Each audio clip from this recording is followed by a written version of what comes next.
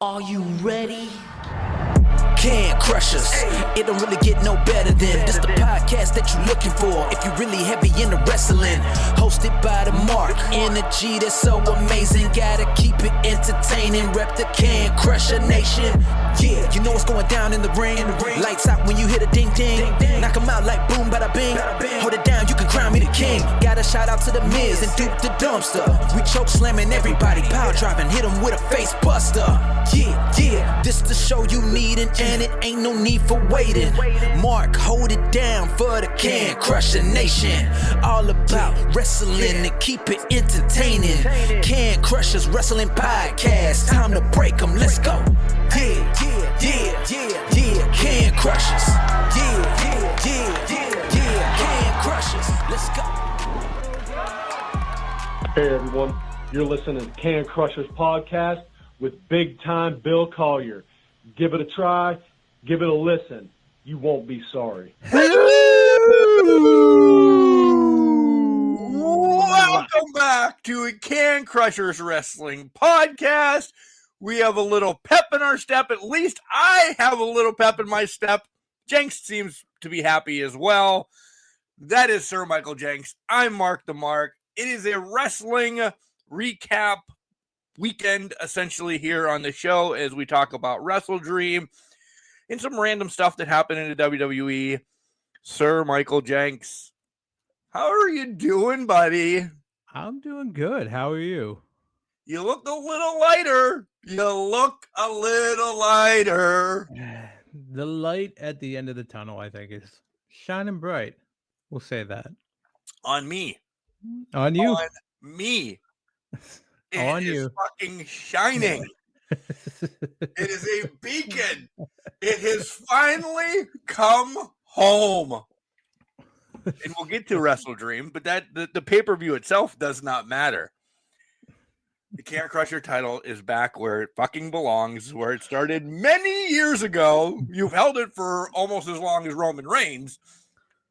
But it took this pay-per-view for me to finally get it back. Listen, it was a Wrestle Dream for you to get it. And, you know, I'm proud of you. It was my girl, Willow, that essentially separated. She finally did it. She finally did it for you. And I can be nothing but happy. You should be happy. Otherwise, I'm calling Moochie. Which that piece of shit is trash. It is the Hater Bowl week this weekend. He's quiet. He has been quiet. He dropped a little bit of shade in the chat, but he left it alone. This is going to be big. This could either be the massacre of all massacres that needs to be covered on Dateline by Keith Morrison, or maybe there's some magic left in that old brownie hat of his. Jenks, I put this out there that this game, Max hates Moochie against the cream of the crop. This game isn't being covered by Fox or anything like that. It is on PBS because it's essentially a Browns and Ravens game right now. It's number one against the bottom of the barrel. But we're not overlooking them. We're not overlooking them because we know. But the shit that he started at the beginning of the year, who's got the losses now, bitch? And let's lay it out here. Moochie is only what, 3-4? I think he is. He's middle of the pack, 3-4. I think he's like the 7th. He's 7th in the league right now. So this is going to be. It could be a shocker. So we'll see what happens. Actually, let's talk through lineup right now, just to say. Oh, geez, all right. Oh, I have to pull that. That app is never open for a podcast. I got it. Listen, Mark, Max hates Moochie's rolling out. Lamar, if he starts. Olave. He's starting. Addison, Taylor. All right. Brees Hall.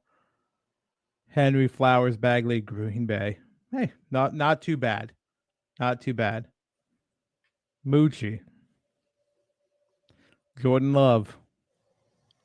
Sterling Shepard. Kevin Butt. Or that's not Kevin Butt. What's his first name? Sean Butt. I wasn't even close. Yeah. It's Boutte anyway. Boutte, Butt, whatever. McCaffrey, Pollard, Kelsey, James Cook, McLaughlin in New England's defense against the Browns offense. He does have a lot of points available. He does have a lot of points. I'll step back now and say, because the matchups for both of us are very nice across the board. It sets up nicely. Mark's predicted to win by 15 right now. So the over-under is 15 on this game. We'll see if it holds. I mean, this should have been the matchup of the week, but you got two other members of our league that are actually good playing each other. So the only thing really not favored in is tight end and flex. That's fair. So yeah, but he's got Cook and flex, so I mean, yeah. Which I would start him over. Well, I guess it doesn't matter. Start him over Pollard. He doesn't have anybody to fill that role. He doesn't. A lot of his people are questionable and or out. Yeah. Meanwhile, I'm in the bowl of mediocrity right now. Battle of 3 and 4 is going to happen here. So we'll see what happens with that. But yeah. I need auto draft. Oh God, auto draft is in third place now. Against Jones Bones. I want to point Jones out. Bones is always, that's the matchup of the week, 2 against 3. Yeah. That's going to be a hell of a barn burner. I'm going to put this out there now. If auto draft wins, that's me, because I had to auto draft for him because of the app we used does not auto draft properly. Right. So that might be community funds coming back. We'll see what happens there. I would agree with that. I would agree with that. But fun week ahead in that. What else we got going on this week? What do you got going on? What happened this week? We had a mental health day on Wednesday. Oh, very nice. Just decided, nah. Now, video games today. Did your dynasty support your mental health or make you torture you through another season with Rutgers? It tortured me a little bit through Rutgers. I'm about 5 games in my 3-year contract with Rutgers. Listen, I like the team. I really do. My prestige is amazing. I'm sending people to the NFL all the time. I'm doing great things for Rutgers. Like, I feel that this could be something that I could stick and stay with because I'm getting 5 stars committing all the time, which is awesome. That's good. Yeah. But when I leave this year, are they going to stay? Did I make enough ta-das with them that maybe wherever I go next year, I can get them back through the portal? Did he commit right off the bat and come with me? I don't know. That's true. And I'm just saying I'm leaving right now because there's not a contract on the table. Plus, you have to see what other schools come. I mean, the contract is up, so I'm essentially a free agent after this year. Well, Max is, of course, because Max is right. Max is the coach. Yeah. So Max is available to go anywhere he wants. This last time, he only had the group of 4s, and I was like, "Woof, Max, you're not going back down to the Sun Belt, Betty. You're better than that." I don't know. And not knowing your dynasty, I don't know what group of 5, Power 5 would open for that. Every year, and this is true life, every year, Narduzzi's on the fucking hot seat, but somehow pulls it off that he gets to stay. It starts low at the beginning of the year, then on the hot seat, I'm like, yes, he's gonna, because I'm looking at it every week. This year, Pitt started ranked, so I'm like, well, unless he loses that, yeah, and unless he pulls a Franklin, it just blows it up big time. Loses to a UCLA and Northwestern. Yeah. I don't know. We'll see. I watched that Northwestern game with some Penn State buddies. Oof. They are getting hostile. I don't think it's Happy Valley anymore. No, God, no. No, it wasn't. Was it? No, not Northwestern. Who'd they just lose to this week? Iowa. Oh, Iowa. Well, Iowa, yeah. Yeah. Northwestern was the week he got fired. The week before, yeah. Yeah, this week I lost it. And I'm like, so I threw something out. At the bar, I told the guys that I was with. But I also pulled out of my ass and sent it to many Penn State fans. And if you're a Penn State fan, sorry. You're 3-4 right now. That's the same record as UCLA. They have the tiebreaker over you because they beat you. I did not even realize. Oh my God, I didn't know that. I knew UCLA got hot. Yeah. Oh my God. So the team that you pissed around with and lost when they were 0-4 is now better than you. You. That's a tough pill to swallow. That's a very tough pill to swallow. And I think most of them now are on board that they may not win a game the rest of the year. Lose your quarterback, fire your coach. Doesn't look good. No. And that the schedule, I think, is just brutal coming up. Well, they're off this week. As you guys are listening, they're off this week. They're getting ready. They're licking their chops. They're getting ready for Ohio State. Isn't that in the shoe? I think so. Jesus Christ. They might not make a bowl. That's big for Penn State for not making a bowl in forever. Yeah, so 5 games left. Ohio State next weekend, loss. Number 2, Indiana the following weekend, loss. Michigan State the 15th. Maybe. That could be winnable. Nebraska. Depends on the week you get with them. Yeah. Nebraska's pretty hot. But let's take a step back. They are. Let's take a step back. You have 2 losses right up front. You're then 3-6. You have to win out to be bowl eligible. You lose one more, you're out. So Michigan State, Nebraska, Rutgers. You have to win out to make the bowl. Max is coaching Rutgers. You're done. Max is coaching Rutgers. You might as well pack your bags now and stay in Happy Valley. But I don't know if they can. Because after those 2 maybe demoralizing losses between Ohio State and Indiana, yeah, maybe you bounce back from Michigan State, but then you get on a high thinking one of the other 2 are going to catch you with your pants down because something's going to happen. I just think they'll lose to Nebraska regardless of what it is. And then it doesn't matter after that point. Right. Yeah. And listen, everybody knows I'm a Pitt fan. They're like, why are you shitting on Penn State so much this year? Because this is the only year we can. We know. Listen, we have a schedule in front of us as well. We have NC State today, as you guys are listening. It's a possibility. It's a 6.5 spread for Pitt, but whatever. It could happen. No. They have Miami coming up. They have Notre Dame coming up. They have Georgia Tech coming up.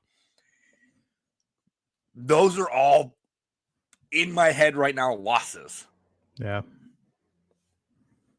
So we'll see. And then they have Stanford. Stanford's pretty bad this year. That's true. Stanford is. The win over NC State, the win over Stanford would make them bowl eligible. Barely, but they'll be bowl eligible. Then we can get into Pitt being Pitt. Yeah. But who knows? Like, maybe Mason, because Miami lost now. Maybe we find out what really Miami is. Georgia Tech. The ACC is crazy sometimes. Georgia Tech maybe has just played all the bottom barrels. I haven't looked at their schedule. You don't have to. Yeah. Of how Georgia Tech got their wins. We'll see. Notre Dame's Notre Dame, though, this year. They're not Notre Dame this year, I mean. Like, they're barely beating teams. No, absolutely. And you're happy about that, and I am too. Yeah. So I'm very happy about that. I'm trying to see. So the point spread with Ohio State, 17.5. And that's a week out. Give it a week. Might be more. Rougher. Yeah. All right. Oregon's got Wisconsin, at Iowa, Minnesota, USC, then at Washington. Not terrible. Not terrible at all. I don't think we're going to the. I don't know if we'd make the bowl game or the conference title game. I don't see why not. Well, did they do away with divisions? I guess they did. Yeah. Yeah, it's Indiana, Ohio State now. And they don't play each other, right? Okay. I don't think they do. Yeah. So, yeah, so that'll be Oregon's going to get a great bowl, though. They could sneak into the playoff, but they got 2 losses now. Playoffs? The 2 are they 1 loss or 2? I thought they were 2 losses. I guess they're only 1 loss. They're only 1 right now. Yeah. Yeah. There could be a trap game in there. Iowa's never easy. No. It's always hard. So my goal next year is to get to Iowa. That would be an amazing game. Just to wave to the kids. To wave to the kids. Whoever goes with me and says, hey, after the first quarter, do you want to leave? I'm like, yep. Unless it's the team, we want to see. But right. if it's Iowa against Duquesne in week 1 or whatever, and Pitt's not home, it's probably the best time to go see, do the kid thing and wave to the kids. That's actually where I'm hoping I go next if I don't get Pitt. Iowa? Yeah. Oh, I like that. We'll switch back to video games real quick. Yeah. I like that. I haven't played there yet. I haven't made a point to play there to see if they actually show, turning around and waving to the kids. If they don't, shame on you, EA Sports. 100%. I played Iowa State in Iowa State, but I was at East Carolina at that point. So it was a rainy night in Ames. That's all I can say. Do you remember Ames, the department store? Yeah. I love the popcorn. Popcorn was the best. See? Fat kid always goes back to popcorn. FYI, I'm drinking wine tonight because a customer gave me some, and I was supposed to be pacing. That's not happening. FYI, I'm not drinking tonight. Oh. Turn over a new leaf right now. Okay. Trying some things out. Yeah. You don't want to be in that black hole sun like I'm going to be tomorrow. That's exactly it. That was nice. Trust me. I don't want to polish the bottle off, and that's my goal, not to polish the bottle off. And I'm not really a dry wine drinker, but this guy that gave it to me has let it do its thing for essentially 2 years. 2 years is wild. Yeah, and it's 2 fucking years. Phenomenal, though. It's not super, super dry, but it's enough. It's that like Italian red wine. He told me what he made it with and blah, blah, blah. And I'm like, cool, thanks. Cool, it's alcohol. Yeah. I'm like, he's like, all right, you put that in your truck and you get it home. I'm like, okay. I didn't know. We were just talking wine beers because my beer is ready tomorrow as you guys are listening. My Elvis Juice, essentially, it's a grapefruit infused beer. Super excited for that. That'll be great. So, yeah. And then it'll be gone that day. Monday. No, it'll actually be gone the day that I tap it because we're having a cinch day. So I'm super excited about cinch and my beer. I hope the beer stands up to what I'm telling everybody how good I'm getting. Otherwise, I won't. Blind tasting walking in there too. Oh no! You have no idea what it tastes like. I'm not. I'm tapping it here for at least a shot. Okay. Fair. Because if I think it's piss poor, you don't want to take it. Yeah. If it's piss poor compared to the last thing I brought over for Meat Fest, I can't bring something bad. I have to keep my reputation up. Yeah, that's fair. You have to. Yeah. Now that I'm becoming a pinter connoisseur specialist, that's going on the resume too, just like that. Make sure you list that all out the same way. Right. They'll be like, what the hell is this? I make my own beer from the guys that send me the pouches, and I pour it, and I'm good at it. Really good at it. You should see my pour. It's amazing. I'm an asshole tonight. I really am. In so many different levels. Family-wise and everything, huh, Jenks? That doesn't need to go on air. Building walls. Deal with it yourself. Really making sure he goes to Iowa next. No shit. Yeah. Yes, sir. Who you pulling for? Blue Jays or the Dodgers? I'm pulling for the Blue Jays. Do I think it's going to happen? Probably not, but I would rather have the Blue Jays win than the Dodgers. I don't care, but I want one person to win a World Series. Don Mattingly. Yeah. I loved him as a Yankee when he played, like especially with the English professor. I've gotten to know the Yankees at that era. As we progressively, and he moved here to there, he was always so close to getting this is the first time in his 40 years of MLB, he's getting to the World Series, and it's Donnie baseball. People love him or hate him because he's been on the Dodgers coaching or here, there, or whatever, but he played the game right. So I'm still looking at him that way. Right. I'd love him. He's only a bench coach for Toronto. I'd like him to get a ring before he says I'm out of baseball. I agree with that. I mean, I'm coming at it from I don't want the Dodgers to win again. I guess I still have sour grapes from 2020 with the Rays, but I would be beautiful to see Don Mattingly get that little notch in his belt. So I'm all for it. Dodgers won is recent. So don't need it. I don't need it again. No, when you can buy a team. Exactly. I don't need that. I saw a take. This was last week. Yeah. It was before the NLCS got decided, but basically it was saying with the bargaining agreement coming up, I think it's 2027. Yep. If the Dodgers win, it solidifies that we need a salary cap. And if the Brewers win, it's solidified that you don't need a cap. You just need a floor, basically, for teams to bid to. Well, without a floor, with a floor, you need a cap. You would need a cap at that point. I would agree. But the floor would at least force the owners to put money into their teams, like Pittsburgh. Like Tampa can coach their players up to play at a certain level, but they do need to invest more into players and retain some talent. Yeah. Because we only get lucky once every 12 years with it, because 08, 09 we hit the World Series, lost to the Phillies.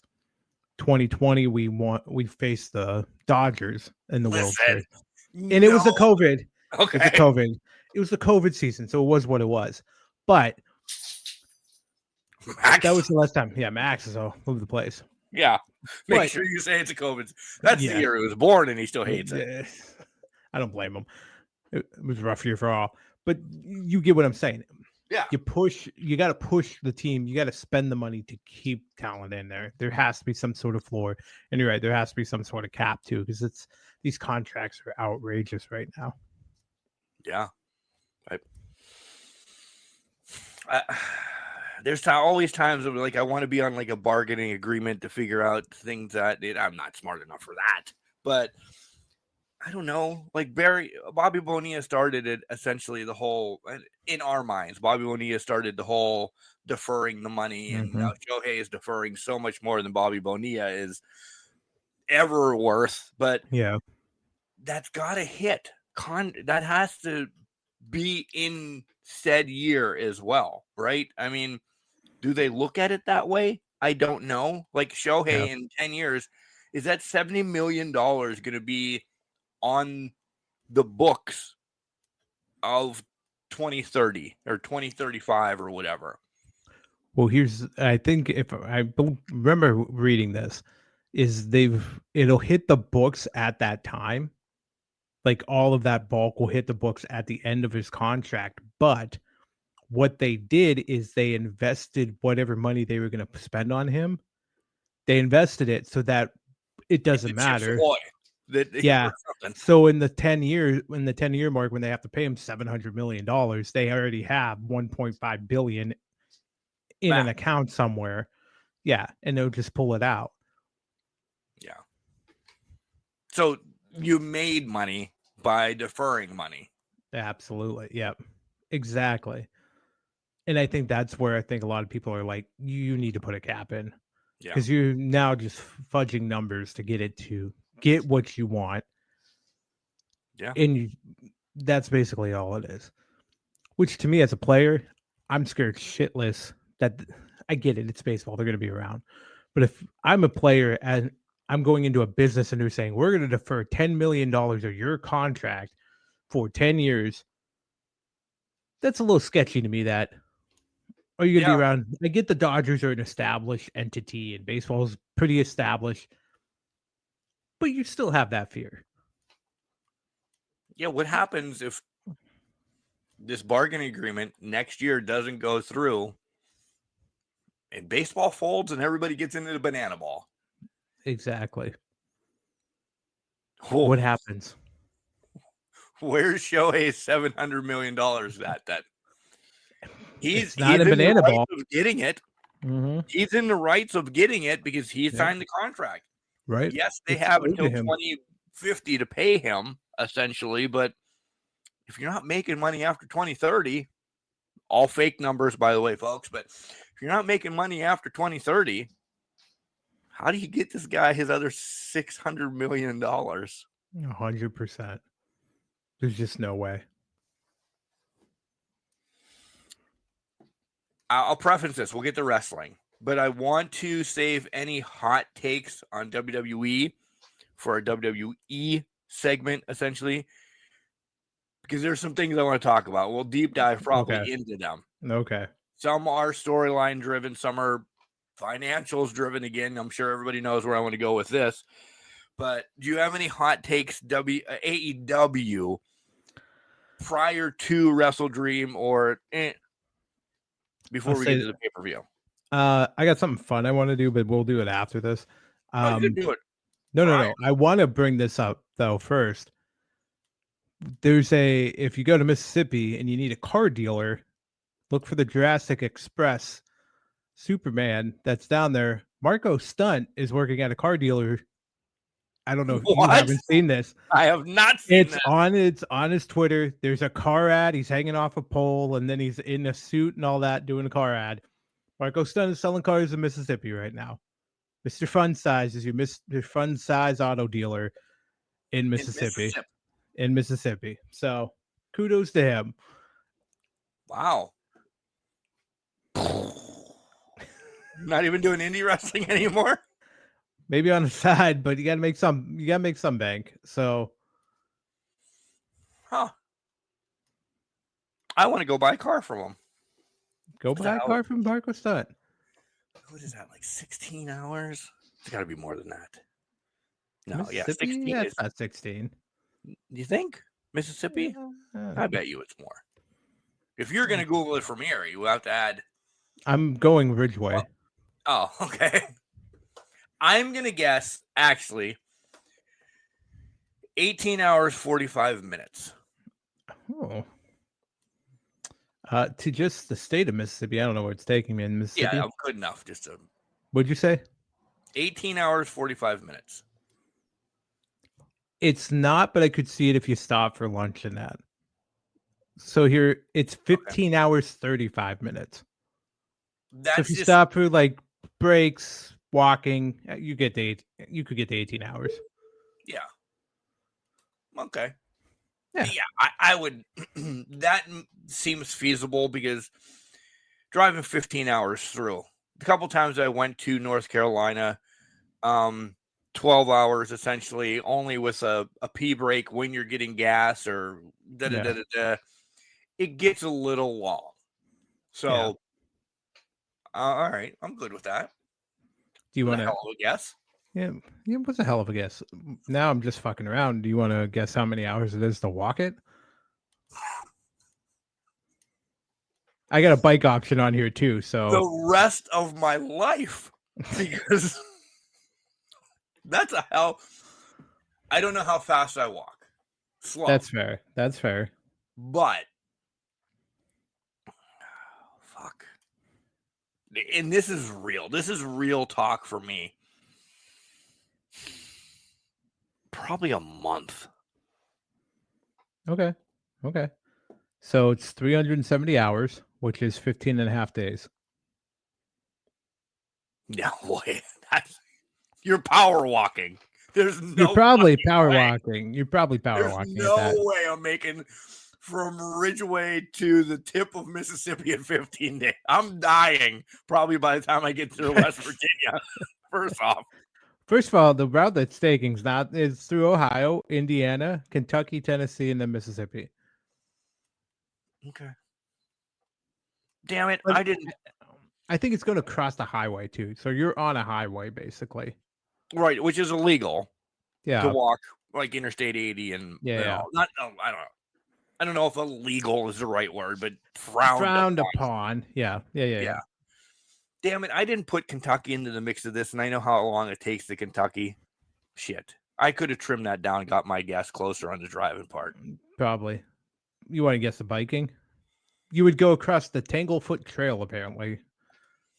Well, if Oh, that's through a. Oh, I'm sorry. It's 370 through a Natchez Trace Parkway, so it's not on an actual highway. But so, it's 15 hours in a car. It's 370 days. 15 days walking. If I get one of those motorized bikes that go about 35 miles an hour, essentially, I'm going to say 6 days. 4 days. I'll Not take it bad. Hey, not bad. 105 hours. because, again, So- I'm going to have to fucking sleep. And here's the thing. Also, I'm taking into account 24 hours a day. That's all I broke it down. If you break it down further, like let's say you walk for 12 to 14 hours, it's going to be a lot longer. Right. So, but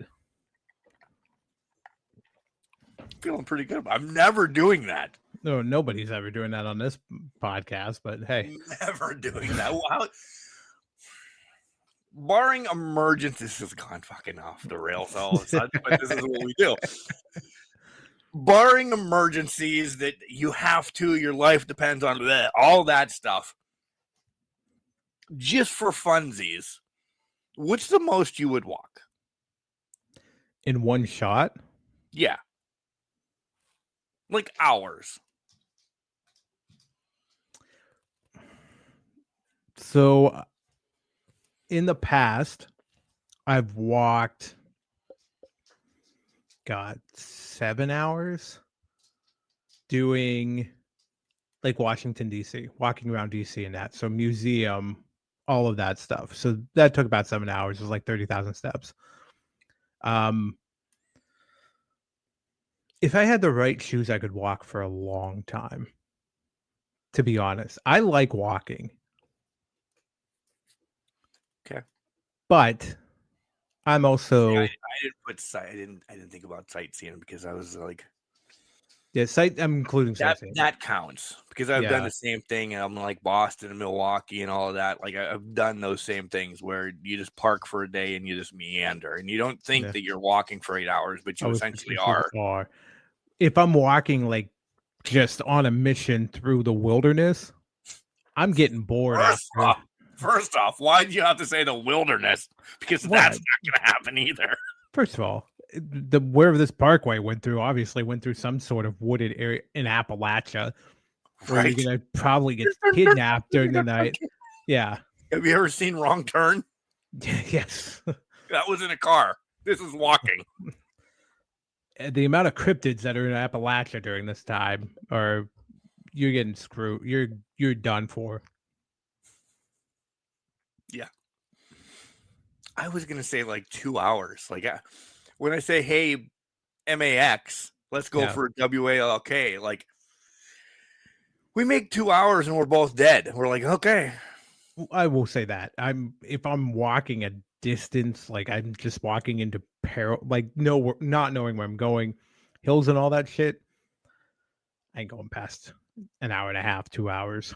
Yeah. You're taking a break, then maybe picking up again, going, whatnot. But yeah. Sightseeing's a whole different thing. Like we're busy. Sightseeing, you're on your own thing. It's flat ground usually. You're just walking around. Neither of us are following Darby up Mount Everest. Oh God, no. Nor had I had the vision to do that at all. Last thing, because this popped in my head. We'll get the Wrestle Dream right after this, for reals. You're walking up Mount Everest. We both decide, screw it, this is what we're going to do before we die. Yeah. What flag are you putting at the top of Mount Everest? Ooh. Family crest. I'd get the you family have crest. One? I have the design. You know I know the family crest that's at my mom's house. So it would just be putting it on a flag. Okay. I don't know if I know or if anybody knows ours. That might be a question from my dad one day. I can't ask my mom hers anymore. Hey, Helen, what's going on up there? Wine hidden. My aunt might know, but I'm not. I guess to be the dick that I am, I have to be Can Crusher's fucking flag, right? I mean, that's fair. I'm not taking a sports one up. I mean, I did this myself. The Marlins didn't help me do anything. That's fair. Yeah. Take the one you're proud of, put it up there. Yeah. Well, then I'm just gonna bring a picture of Max. Do that. Max and the portrait I have right now in my house. Yeah. Put that on a flag of Max and Miggy and hang that up there. That would be the one. There you go. More so than Can Crushers, because my doggos are Yeah. It would be I agree with that. Flag. Boom. I agree with that. So all right. Welcome to a wrestling podcast. Let's go back to wrestling. Hey. We're right on pace. You want to have some fun? Real quick? Sure. Handing the title to me through this? Yeah. Here's the title to you. But okay. So saw this pop up on Twitter the other day, and I thought, this would be fun for the podcast. Let's play. Can you guess? I'm going to list the top 10, but can you guess the PWI 500 for 2000? The year 2000? Nope. I also, by the way, somebody, not sure who it is, but questions already sent in for Ask Can Crushers. Good. So we at least have one for a month from now. Perfect. Hopefully it's not dated for. Yeah, right. Hey, what do you guys think happened at Wrestle Dream? Wrestle Dream. But there's one sent in because it comes across question for Ask Can Crushers. So I'm like, oh, cool. Didn't open it. Don't know what it is. Super excited for it. Holy Christ. 2000s. 2000. Jenks. Just the year 2000. The millennia. That's 26 years ago. I know. That's why I thought it was pretty nice to see. I don't remember what I did 5 minutes ago. CTE. That's the beauty of it. So 2000s. Do you just want me to give you 10 wrestlers? Tell you where they rank? You give me 10 wrestlers. I'm not the historian of this. Listen, I have right now the top 10 list from it. Okay. So whoever you give me, I won't be able to see right away because Twitter, I have it saved on Twitter, but it's not in order. But I pulled up the top 10 list for 2000. So I know the top 10. I'll tell you if they're in or out once we list them all. Okay. Stone Cold. Okay. Brett. Okay. WCW had folded, right? Everything. This is the year before they get bought. Okay. So they get bought March 2001. So this is year 2000. It was fucking horrible by though. It was. I don't know if Sergeant Buddy Lee Parker is going to be on the list. Probably not. Is that a guess? No. I think main event ish player. Booker I will T. say there was okay, I'll add him. There was 2 WCW guys on here on this top 10. Sting. Okay. DDP. I'm throwing names out now. DDP. Okay. How many are from across seas? I won't get 3. those whatsoever. 3, but one you would get Muda? if you thought about it. You would. Well, I'm not thinking about it. Okay.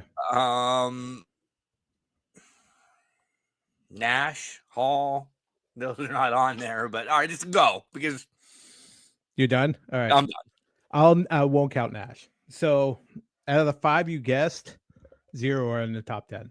Good. All right. Because remember, Stone Cold, this was the year he had broken his neck, so he's out most of the year. Oh shit. Okay. Yeah. Okay. And Brett wasn't there yet. Brett had this, got kicked in the head and he had to retire. Yeah. Okay. Number 10, Kensuke Sasaki, Yep. New Japan. Number 9, Chris Jericho. Okay. Shit. That makes sense. Y2J. Yeah. Y2K. Number 8, Jushin Thunder Liger. Oh, Mark. Yeah. That's why I said you should know this one. Yeah. 7. Wait, what number is this? Yeah. Okay.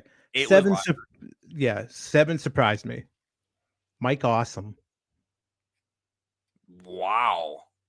He was WCW at that time. That's when he jumped ship from ECW. They had the ECW awesome Taz match. Yeah. Okay. Okay. Oh, well, number 6 is kind of surprising too. Just Incredible. Oh, fuck, he's right there. Yeah. I looked at him a couple times as I was looking at it. Number 5, Jeff Jarrett. He's on that side. I love Yeah. Jeff Jarrett. Oh, I'm an idiot. Number 4, Kenta Kobayashi. Oh, I've heard of him.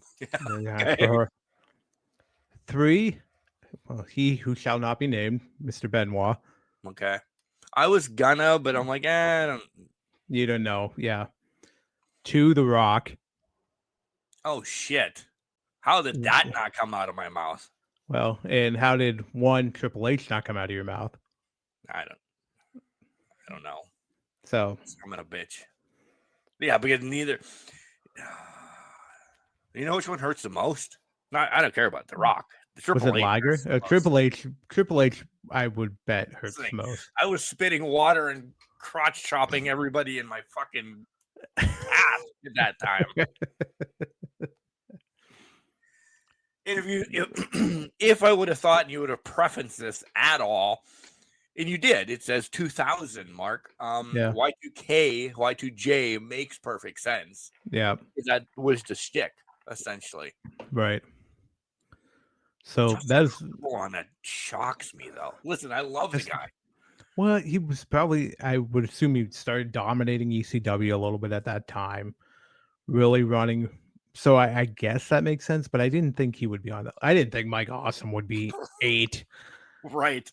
Rest in peace, but my God, I did not think he was going to be that high. So that was a fun little play there. So nice. I like that. Yeah. Don't do it again without no. Everybody, no.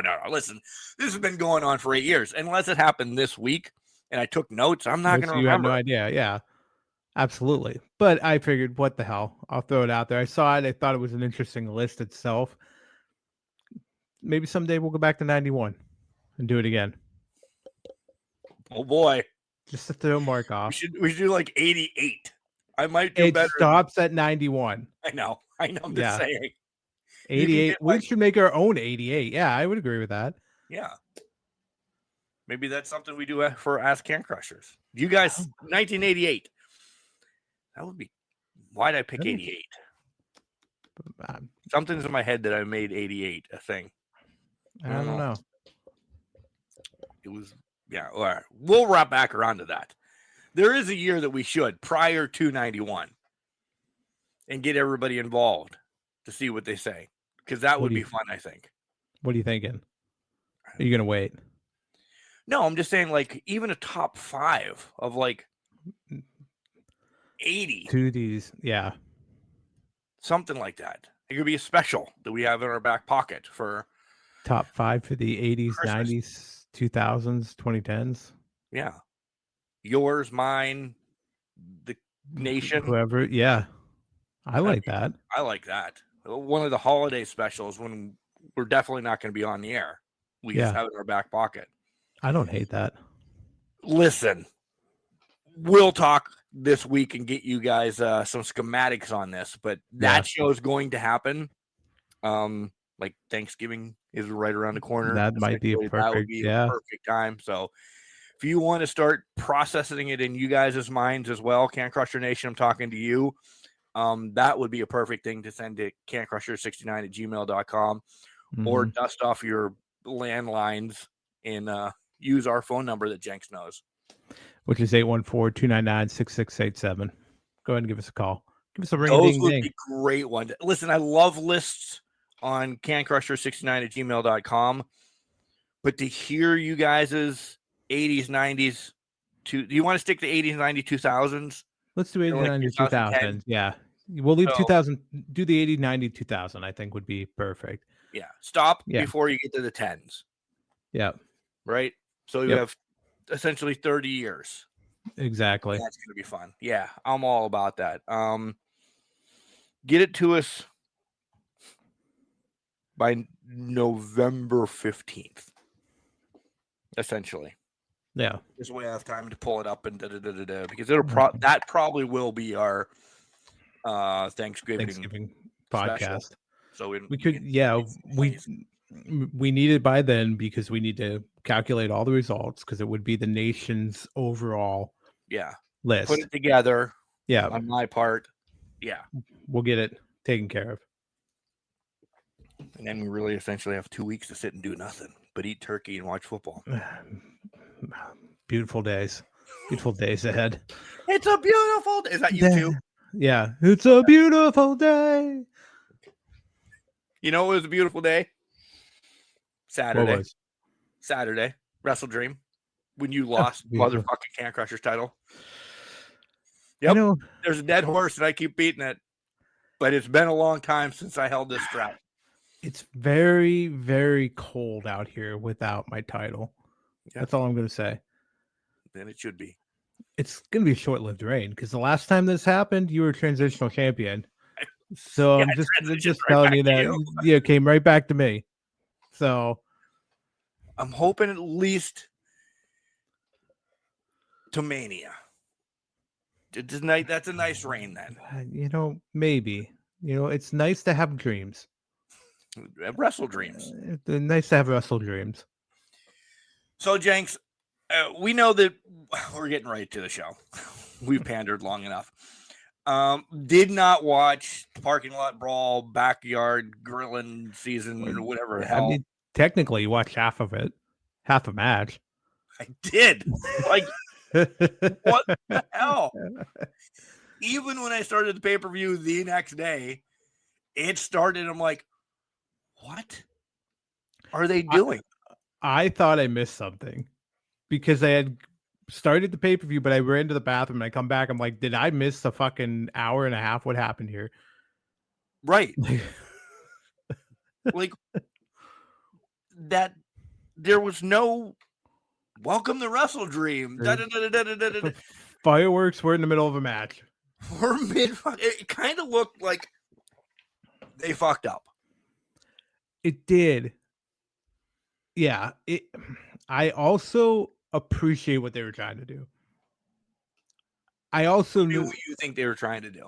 I think they were trying to put something to blend you into the pay-per-view to draw you into buying the pay-per-view. And their goal was to say, okay, here's Jet Speed FTR, probably your two biggest tag teams that we're facing on the pregame brawl. Let's bring them into the pay-per-view as well. I don't know why we shut off the fireworks, but Right? that was just a little extra, but also kind of cool watching beating the shit out of each other while fireworks going off. Very reminiscent of hour 2 of Nitro. We're Touche. mid-match. We're shooting off fireworks. One hour 2 Nitro. Nitro! I'm Larry. Alex Wright kicking some. Alex Wright is kicking Prince Ikea's ass all around the fucking thing. Binghamton. Binghamton, yeah, all over Binghamton. By the way, fruit flies are back. I bought bananas this week. I clearly cannot have bananas in this house. That's all it is to it. So Max and I eat the shit out of the bananas, and another banana will never step face in this house. Step face. Yeah, whatever. Wine. Maybe one glass of wine is enough for me tonight. Make it 3. All right. No, I'm not going. I'm not even going 2. So we didn't watch Eddie and Hook win. We didn't watch the Death Riders win. No. Right? But No. they won. They did win. We both got it right. We did see FTR mid-match pick up the victory. Right. What I saw was good. I'm not Yeah, going it's to judge good. it. I don't know. Really, it was good. It was what they've done before. Right. And it was win by hook or by crook, essentially. Right. Even though Hook was in a different match. But Well, yes. you know, that happens. So we get to the main start to me and Jenks and everybody. It was Tekla against Hater. And I'm going to read my notes kind of verbatim. I love this match, but something felt off at times. Like I thought it was a good match, but something kind of, and then it felt clunky at the end.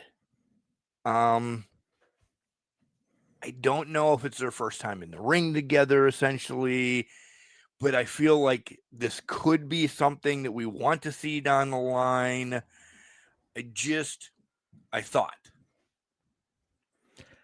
I thought they held back a little bit, which is why it was clunky. And I think they must have been pressed for time. So I think the adding of Jet Speed and FTR into the pay-per-view fucked up the timing of it a little bit. And I think that might be why it got clunky, because they had to kind of cut some things or stitch it together somehow. I thought it was hard hitting. Yeah. Like I thought there's meat and potatoes there. It's there. It's at the maximum right now.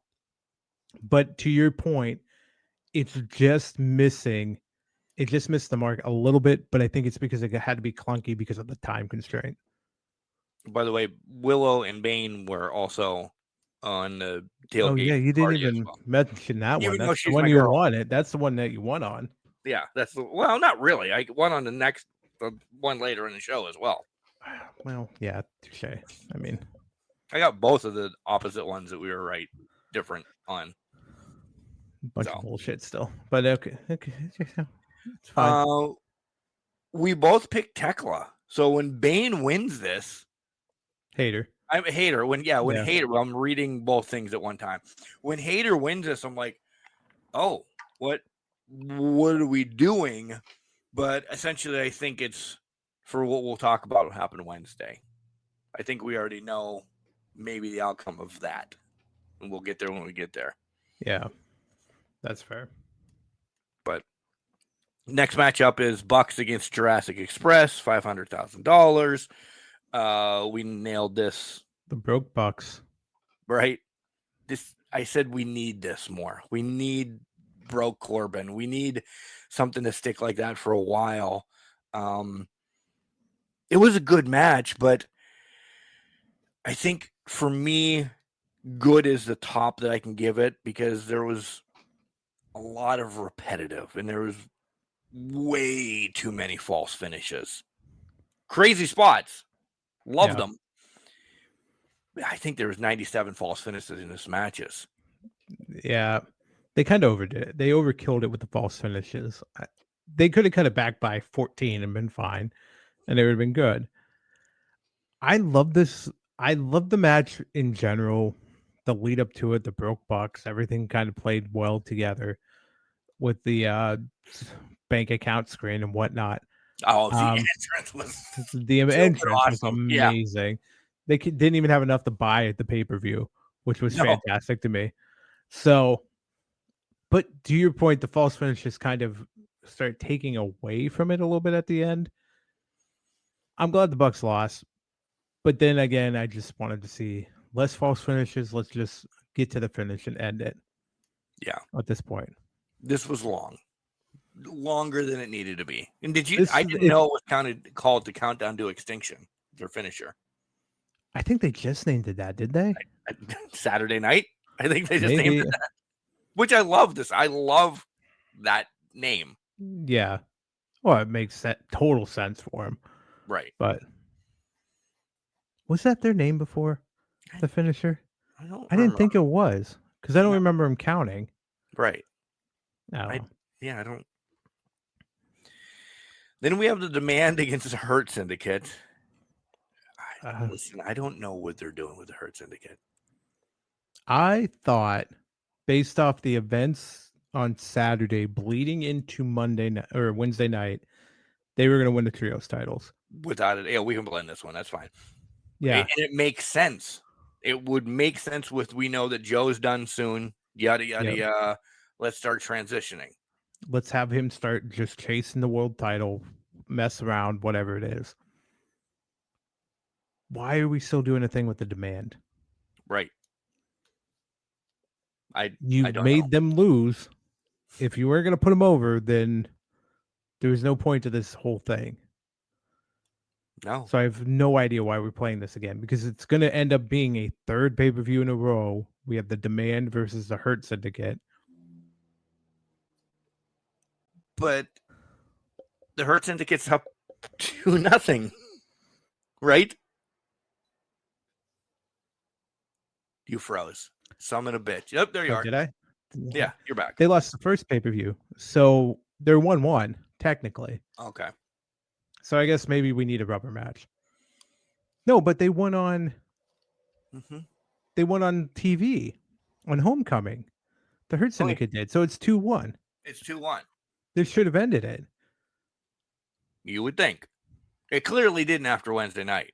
No, but Wednesday night it extended further on. Yeah. So I have no idea what their plan is or why. Yeah, I don't. It's almost, I don't know. I don't care because it's getting that drawn out. I'm going to be honest. I don't know if I cared to begin with. It was at least something. I thought it was something different. Getting built up. I think if the Demand would have won both pay-per-views, I would be more invested. But because they are now down 2-1, I'm not that invested in it. Unless they put him on a scaffold, I probably won't care. I don't even know what the hell they'd put him in at this point. Yeah. Fletcher Briscoe for the TNT title. This was also like the 15th time this match has happened. Essentially, it's not over yet, as we talk about Wednesday. Fletcher retains with the brainbuster on the top rope. Okay. It was a hell of a match. They did a lot of cool things, but we're getting it again. See, I'm here for this one. Okay, of course you are. Oh, fuck, of course you are. Well, you can say it, but listen, these two bring it every single goddamn time, and it feels like a different match every single time. I don't know, and it feels like we're building up to actually have a bigger blow off at some point.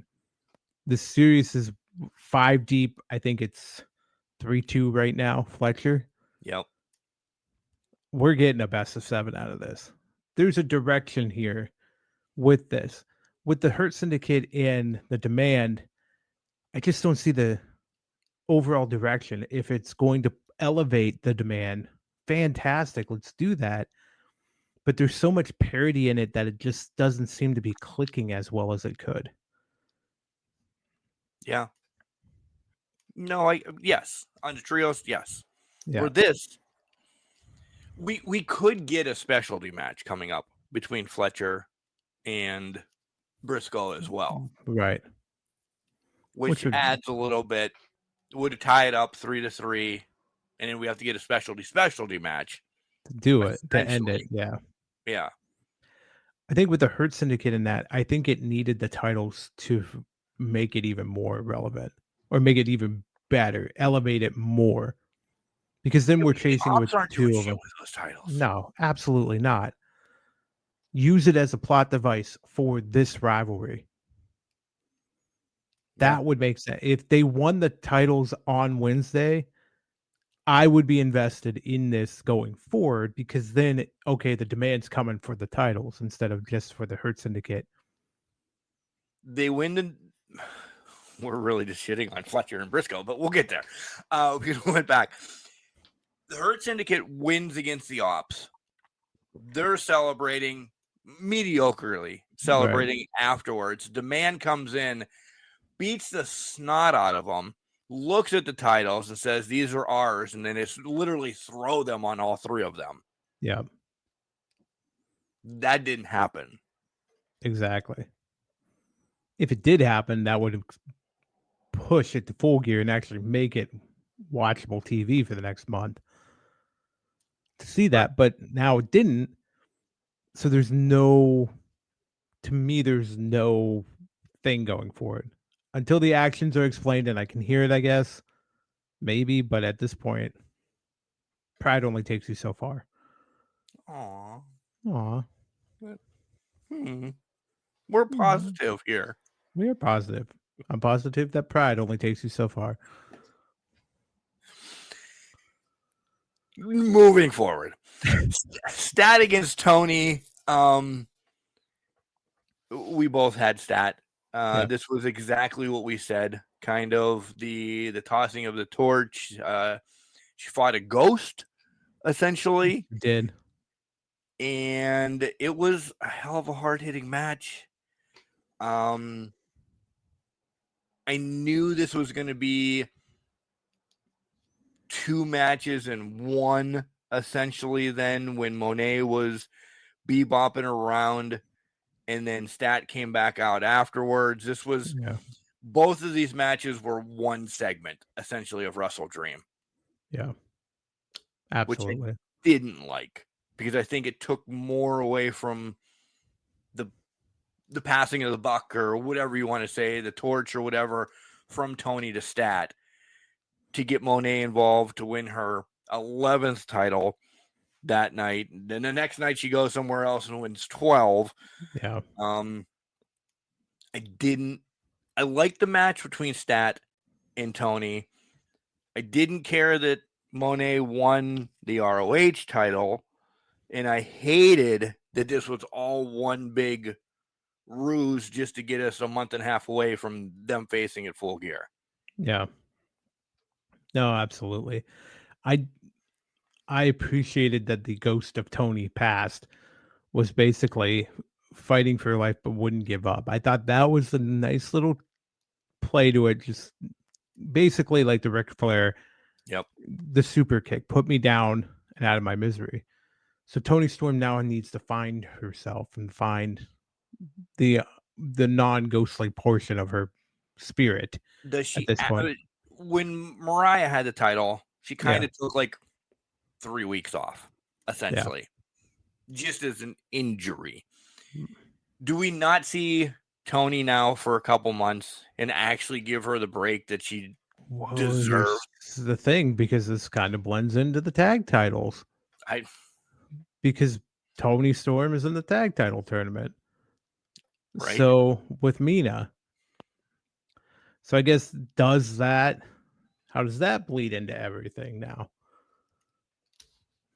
I see them going far enough to make it to the next round, but not too far in it. Yeah. You have your prediction. We'll get there when we get there on Dynamite, but do you have a prediction of who you think is going to be the champs? I don't think they're going to.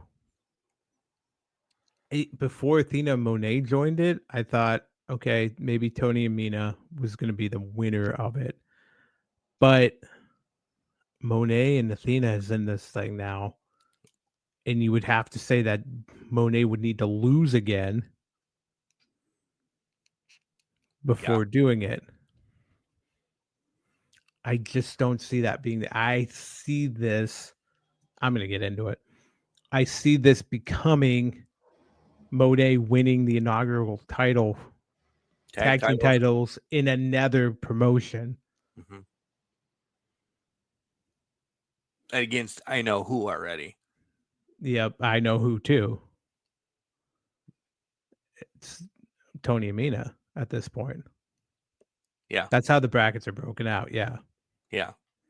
I wanted, even though Queen and Jamie won and picked the Sinister Sisters, or yeah, I want them to win it. I really do. I want Julie yeah. and Sky to win it because it's perfect. It's a young title, whatever we're going to do with this. They're actually the only effing tag team in this thing.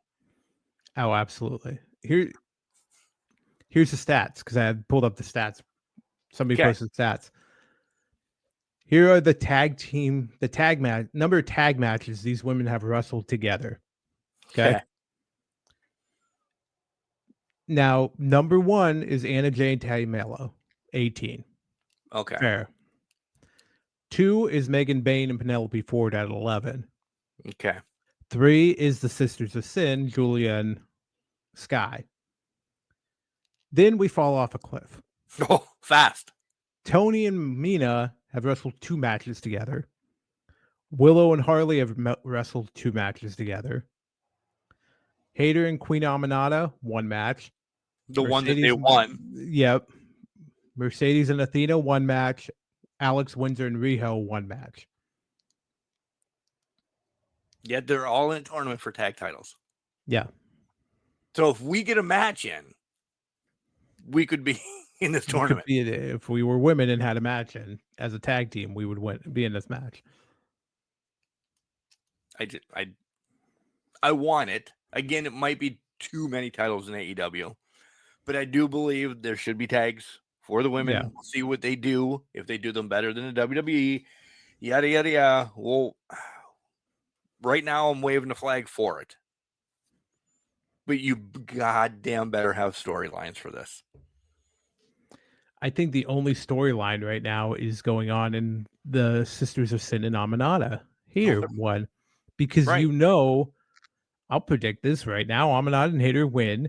Sisters of Sin cost them the title against the match against Monet and Athena, and that puts them in the finals.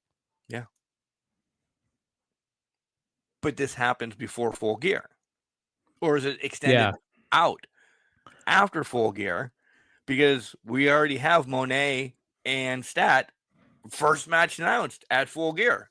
This is either ending before Full Gear or at Full Gear. And if it ends at Full Gear, Monet's got to wrestle 2 matches. Once against Stat, and 1 for the tag titles.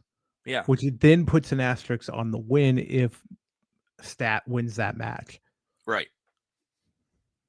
Because that will be before, I would think, the Women's Heavyweight Championship match. Yes, absolutely.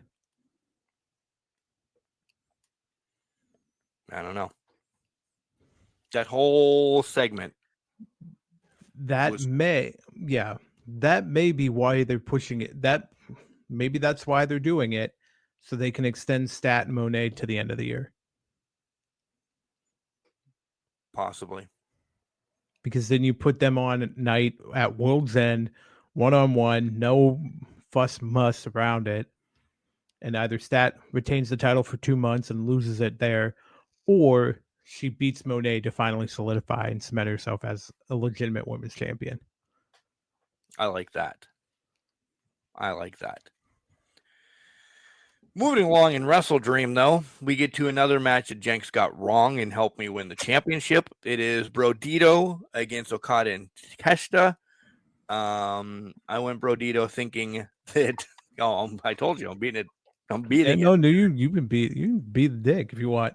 No, but listen, I don't hate that I lost it on this match because it could have gone either way. I could did have. not. I would have thought, let's carry it forward, They did. but they didn't. But the stare down Wednesday night was enough to make it still carry forward. Yeah. But the clothesline, I said this is why I think it would start it off. Yeah. And the Rainmaker essentially started it off. I wanted him to walk out on him in my heart of hearts. Right. I thought it was way too early for that, but the accidental, with my air quotes, essentially did that. Mm-hmm. Exactly.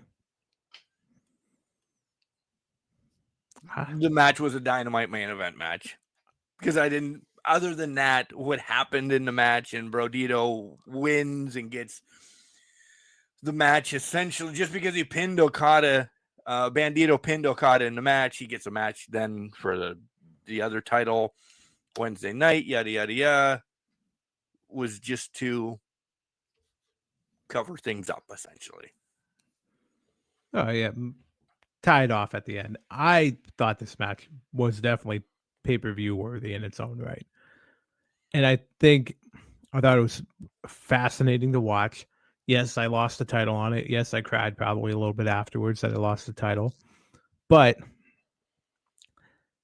I thought it was just a really fucking good match. And I was fully invested. And that's just, it made sense to me. And I was fine with him getting the turnaround on Wednesday night to get the title shot. No chance he was going to get it anyways. No, none. But it's fun to dream once in a while. Right. That's how I've been for like the last year, dreaming of winning a title. So yeah, exactly. You understand it. I completely understand it. No, this match was good. It really was. But for me, it was just like, okay, I was very story driven in this match. I don't know if I watched it for the match. I was waiting for that turn. Yeah. Essentially. Then we get Hangman and Samoa Joe, AEW Championship. I'm not fast tracking because we'll get to it. Hangman wins. The respect afterwards. Joe and the Ops attack him. And I'm like, we're continuing this? And I'm like, we're continuing this. Do we not know what we're doing with Hangman right now? Is where I was. But I love the match. Yeah. I fucking love the match. Don't get me wrong. That's why I didn't want to skip over the match. But or I don't know if I want another Hangman Joe match. Even after Wednesday. This is called stretching it until we get MJF and Hangman again. So Full Gear, it's Joe and Hangman one more time. MJF comes out after, goes after Hangman, and then we set up for the at World's End where they fight again. This is essentially just, we have nobody else legitimately that challenge Hangman to get him to MJF at the end of the year. Yeah. This is where I say, do a WWE shtick then. Don't defend the title for one of your pay-per-views and have Hangman in a tag match. It's okay every once in a while. This isn't the NWA where after 30 days, if you don't get defended, those are all out the rules. If you don't defend the title every 30 days, you're stripped of it.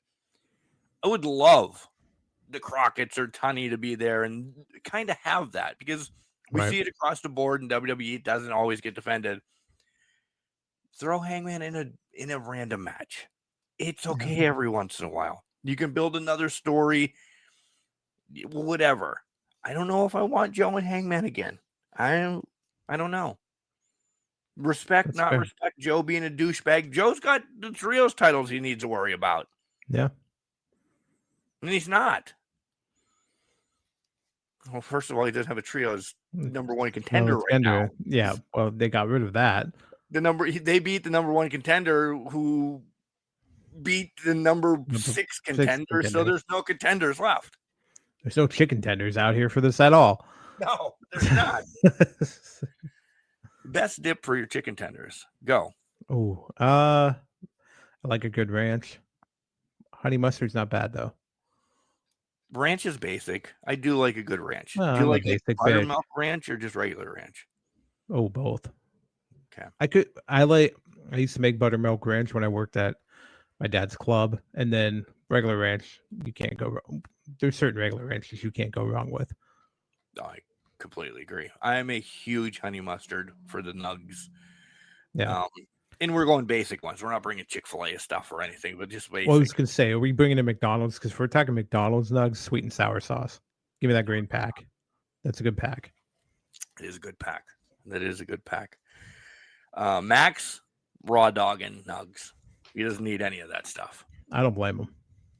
Get after it, bud. A good nug Doesn't need sauce. dip, though, sometimes. Agreed. He'll tell you. My niece hates any type of sauce. Ever? Ever. No ketchup, no ranch, no honey mustard, nothing.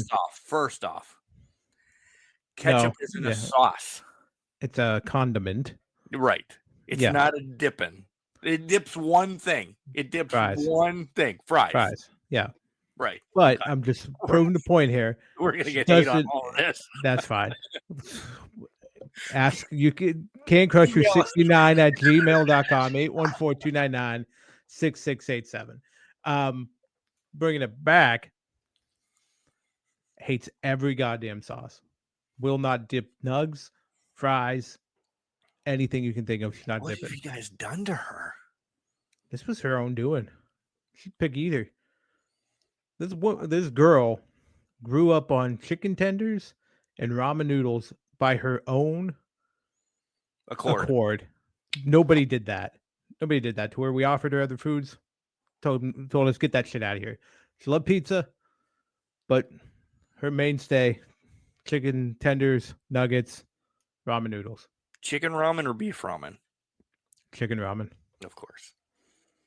I'm not a big beef ramen guy. I haven't had ramen in forever, but I do remember the taste, just the saltiness of it. I do remember I do like the shrimp ramen. Now, not the spicy because I can't I can't do. Oh my God. We'll finish Wrestle Dream and I'll tell you about what I ate this week, which I'm still paying for. It was delicious eating it, but woof. Damn your niece. By the way. Main event time of Wrestle Dream. Mox versus Darby in an I Quit spectacle match. Clearly not a wrestling match that we're going to be talking about, but a spectacle thing. It started with the skewers, under the fingernails, the fucking lighter fluid, the taser. He tries drowning him. And then I was pissed that Sting had to be there. Santa Claus, Sting of Claus. It makes sense. Yes, I understand it. Yeah. I wasn't pissed Sting was there. I was pissed it ended the way it ended. Wow, I didn't even say that. Yeah. After getting killed, you're going to tap with a fucking sharpshooter? After a bat that you were not injured at all during this match. Right. So now it comes to the story part of, are they trying to still tell a story with this match? Darby, you can't break his body. You're not going to break his spirit. He will not break. But they've now shifted Mox into the cowardly heel where he's in technically glass, water and glass, and he had something unexpected happen, so he's going to immediately tap to get out of it. Yeah. I'm not sure. I didn't like it. I love the stupidity of this, of everything that happened. But the story part of it, I didn't like. I just want to know, is this leading to the end of the Death Riders in 6 months? Because now Mox is using them to protect him versus leading them. Right. Now it's going to be they're going to start falling off one by one by one, losing respect for him. Right. Yeah, because let's button up Wrestle Dream, where I won the championship back. And throw that in there one more time. In case anybody forgot. As a whole, what do you give this pay-per-view out of a 6-pack? I'm going to give it a 4 out of 6. Nothing truly stuck out. It was clear this was a storyline-driven pay-per-view, if you will. There's some good matches. They had a great match, but I don't think this was anything more than what was supposed to enhance stories going forward. 100%. 100% for me. It's a hard 4, maybe gun to my head, 3.75. Yeah. Right? It cannot go above a 4 for me. 100%. Yeah. Not at all. If you want to get deeper into the Stat Monet segment that we just ripped apart, essentially, I could rip more points off, essentially, but I can't add anything for this. Yeah. The 4 is probably solid for everything you said. So we get to Wednesday night. Dynamite time. Yeah. Wrap around quick. We've talked about the Ops and the Hurt Syndicate and this, that, and the other thing. And Joe loves San Antonio, but fuck that he's here. He's only here for Hobbs to get big women. Lost my shit, by the way. And then Hobbs dancing around like a gigolo. Yeah. Points for that. Yep. Stat talking. This was very much 2 storyline Dynamite for me. I'll ruin it right off the bat. I hated the whole thing. I really wasn't huge on Dynamite. Okay.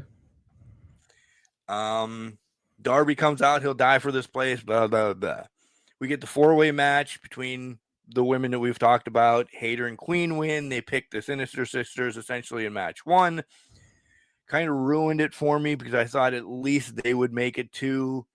Are they not high on Julia and Sky anymore? No, they're just billing them as those classic heels that'll just there to thwart the faces for a while and then get their comeuppance in 2 weeks. Bothers me. Like they let Julia run the TBS thing for a while. Now I'm like, oh, I don't really like her. Yeah.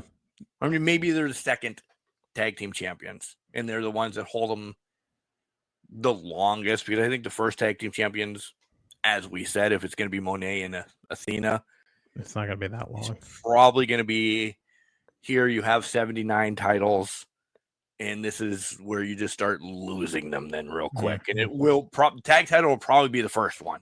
Yep. And then you'll just see them all start falling off. Absolutely. I think. I don't. More into that down the line. The Bucks looking for Tony was fun. I like that. We get the Monet celebration, which was horrendous. You can start chime in at any time and say that you like. Well, something. you're just going down the list, so I'm letting you run. You wrap back around. Yeah, it was horrible. I knew exactly what was going to happen. Exactly what was going to happen, because all you're going to do is tie Stat and Monet in every segment together when they're doing something. It's not going to be blah, blah, blah. I don't know. O'Reilly against Mox. This is where it became the other storyline of the show, which took forever because the next match was Orange, Roddy, and Briscoe against the rest of the Death Riders. Mm-hmm. Wrap back around to Monet screaming that she got cake in her face. Fletcher and Callis, we talked about that. I like that he said, hey, no, you're not getting another title shot, which means he is, but he's not getting another title shot because he got 10 kids. Well, that's a fucking dickheaded thing to say, Don. Shame on you. And then Bandito and Okada, and we know what happened there. I didn't think it was great whatsoever. It's everything we knew. Well, yeah, it's everything we knew. I think there are elements of good in this thing. Tonight, to your point, it was two storylines that drove it, right? For me, it was 3 and the bracket, because the bracket was carrying throughout the show. You had the four-way match. Okay, cool. Queen Aminata, Hater get to pick who they face first. Sweet. You knew it was the Sisters of Sin. That's whatever point it was. You're right with Darby and the Death Riders and all of that stuff. That was going to be the carrying fact. That was going to happen at some point. They were crossing paths again. We're getting Mox and Darby 3 at Full Gear. Whatever that ends up being. Cannon match or something. Some sort of I Quit, probably what we predicted last week or the week before, exploding barbed wire death match at this point. Yep. We're going to try it again, right? Stat, Monet, this is the big this is their big pay-per-view. It's going to push it forward. Whenever Monet captures that women's title is when the fall begins, because that's when the titles are going to start dropping, and she's going to become desperate to keep this title for as long as possible. I know we keep talking about is Monet's contract up in March. Is it up in March? Trust me, I think what's being told here is keeping us and driving us all the way until All In London. Mm-hmm. That's going to happen. So we have many months ahead of us still. Then the final one, the Okada to catch the Don Callis family thing. It's clear Kyle Fletcher is the young gun that's on everybody's mind, that everybody loves in the Don Callis family. But now we have separated out Takeshita and Okada, and the line has been drawn. Takeshita will be the first one to step up to the Callis family here going forward. And it was beautifully done at the end of the pay-per-view. Kyle and Callis both trying to calm him down because they were the original 2 members of the Callis family. It's going to blow up at some point. The question becomes when. Is there a Continental Classic happenstance happening? Gotta be. It's gotta be. If it's not, are we building up for Wrestle Kingdom for New Japan, where it's Okada, Takeshita going after it? And it's really just about maybe Takeshita costs Okada the title in the main event, or it at World's End in the Continental Classic tournament final. That's where we could be building at this point. So I think there was a lot of good little seedlings planted right here. To your point, they're just babies, and we have little things that need to get grown and keep moving forward. So a lot of seeds are a lot of things are in play for next month, but a lot of things had to be planted so that at World's End feels like the end of the world for somebody. Yeah. No, I completely agree, because that's it I don't know. Throw others, like you could have done the trios match between the Death Riders and the next week, like back-to-back matches. Those seeds, since they are seedlings, have many months to sprout, essentially. Very true. And I think the Death Riders, as we talk about World's End, that's when I think it crumbles there. It makes sense. And maybe Callis, too. Callis family has a lot of fucking people in the family right now. Please don't make this NWO white against NWO red. That some people go with Takeshita, because I think Takeshita needs to fight everybody in that family to make it right and get to Okada. Since Okada, yes, Fletcher is, I think, the gold standard of it. Yeah. On paper, we all know it's Okada, though, right? Yeah, absolutely. To get there. the biggest thing I think we're missing, I think a lot of people are missing out on is Konosuke Takeshita has the godforsaken IWGP Heavyweight Championship belt. Right. That is legitimately 2-3 belt in the world title belt. Without a doubt. He has that. This is not focused on enough. Yeah. And it's made sense that Okada took the loss on Sunday or on Saturday because he is the world champ, because Takeshi is the world champion. But if I'm Takeshita, and this is probably feeding into the storyline, why are you not recognizing me, Callis, as your golden sheep, your golden child? Yeah. That's going to be the thing that cracks it. it. Story, yeah. Yeah. That's going to be what cracks this, because you're focusing on, in Takeshi's mind, this has been, I am now the current and will be the future. Mm-hmm. The jealousy is going to reign supreme. You know those random losses we looked at last year? Takeshita lost against Bob Smith. Yes. And that's our random wrestler. Those now are not allowed to happen. Yeah. Because he's the IWGP champion. 100%. Those can't, and I'm sure IWGP has said, this doesn't happen anymore. Mm-hmm. Until you guys wrap up the Okada thing, maybe Takeshita doesn't wrestle much on TV. We get the stare downs, we get the interruptions, we get to this. Whoever his partner is in the match, have it be Alexander or Bob Smith or whomever. If you're going to have that team lose, and I don't think there's going to be many teams with Takeshita that lose. Right. But if there is one, Josh Alexander takes the loss or da-da-da-da-da. Fletcher can take tag losses if something happens that they are together, and he'll be okay. But you also don't want him taking many losses. Right. Because he's your golden child. He is Drake when we get there, because you instantly popped in my head right now. When we talk about pillars of AEW,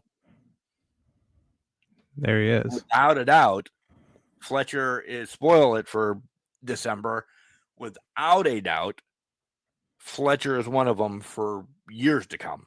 Mm-hmm. Absolutely. I want more from AEW recently. I don't know if it's because my two favorites of MJF and Swerve aren't causing a commotion. I feel it's a little bit, I'm not saying low, because they're crazy. Listen, Mox and Darby, if you have not watched it, Jesus God, put the kids to bed and watch it. Mm-hmm. Because you shouldn't. Some people have come out. Should you have had them drowning, essentially? Is there a line? But is that the line? Because I've seen these people in AEW do a lot more crazier shit than this. Right. I mean, bed of nails, nail on a wood stake into his back, just hanging there. I'm sorry, drowning is the least of my concern, because I knew he wasn't going to murder him at that point. Right. There's been legit plastic bags tied in the faces, or I just spit on my phone, by the way. Yeah. That's how excited I am. Jenks even saw the spit come out of my mouth, I think. Yeah. I'm not saying one is better or less than the other. A plastic bag wrapped around somebody's head for 2 to 3 seconds worries me more than somebody's face underwater for 30 seconds. Listen, we've seen on other TV shows, they go with drowning more than anything. If you see somebody's head in a plastic bag, it is horrific. Yeah. Because you're seeing the breath, that you're seeing it tighten up around them. You're seeing the suffocation happen. Somebody's head getting stuck in water for 10 seconds is not going to do anything. We don't know how long Darby can hold his breath. Listen, exactly. This motherfucker just climbed Mount Everest, so he's got lung capabilities right now. Right. Lung capacities for days. Right. He could probably hold it 3 minutes. That's exactly. why it couldn't last for 3 minutes, because people will be bored. it was long enough. It wasn't long enough, whatever. Yeah. It made perfect sense on Saturday when it happened. Yeah. Did I ever think Darby was dying? No. Did I think that there was even a possibility? Yes, there's a possibility of him choking before the not CDC, whatever. Before anybody like that steps in. Yes, you can drown in a spoonful of water. Yes, I understand that. It wasn't happening. I get more worried about a plastic bag over somebody's head, or when they're in the body bag. Yeah. The body bag is pretty horrible. Yeah, and they do that on a week-to-week basis. Right. That's a normal thing. Yeah. That's a normal thing that nobody complains about. But this, we're going to complain about. Right. Pish posh. Pish posh. And subsequent comments after that probably didn't help out any of this argument. No. Some mom's going to now yell at us. I don't want my kid putting his sister's head in the water. Probably shouldn't watch AEW then, because that's the least of your worries. Let's be honest. If AEW's for the more advanced wrestling fans, WWE's family friendly. Draw the line. And we'll talk on that here in a great, quick second, Sir Michael Jenks. Is it family friendly anymore? But before then, we have to do a couple things. We have to tell our friends to go buy our merch at CrowdMade.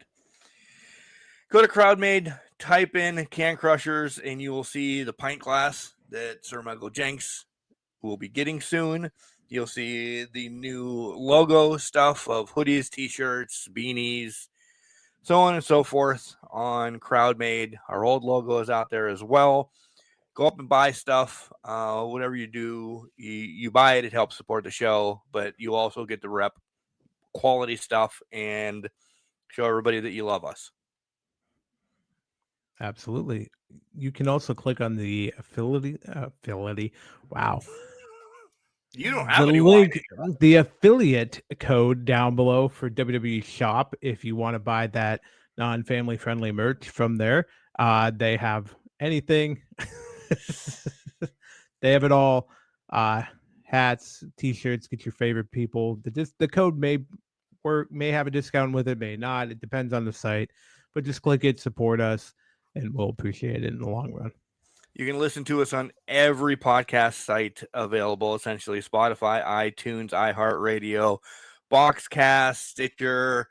The list goes on and on if you just want the audio part of it. But if you would like some video part of it as well, we're on YouTube, but you don't get to see our faces. If you want to look at our logo the whole time and listen to us and just have it playing on your TV in the background, we're on YouTube as well. However you want to listen to us, we love you. Support us. Thank you. Yeah. And you can follow us wherever. You know that. Facebook, X, Insta. Thread's going to give you the clap. Yep. Whatever. Follow us everywhere. Subscribe where we're at. All the socials. We've given you this already. It's cancrusher69@gmail.com.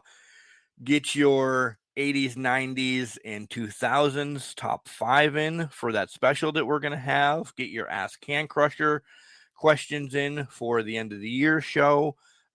We do have somebody that's already done the right thing and got it in early, as long as it's not a question about any of the next pay-per-views here in the near future. If it's something that it's going to be lingering around, we're excited about that. Or maybe I'll check it next week and see if it is something that we should pull up and talk about. I just saw that we got it 2 hours before recording, essentially. And it just said, ask Can Crusher question. So if it's something that we need to wrap around too quickly, we'll probably throw it on the air next week. But if it's not, we're going to save it.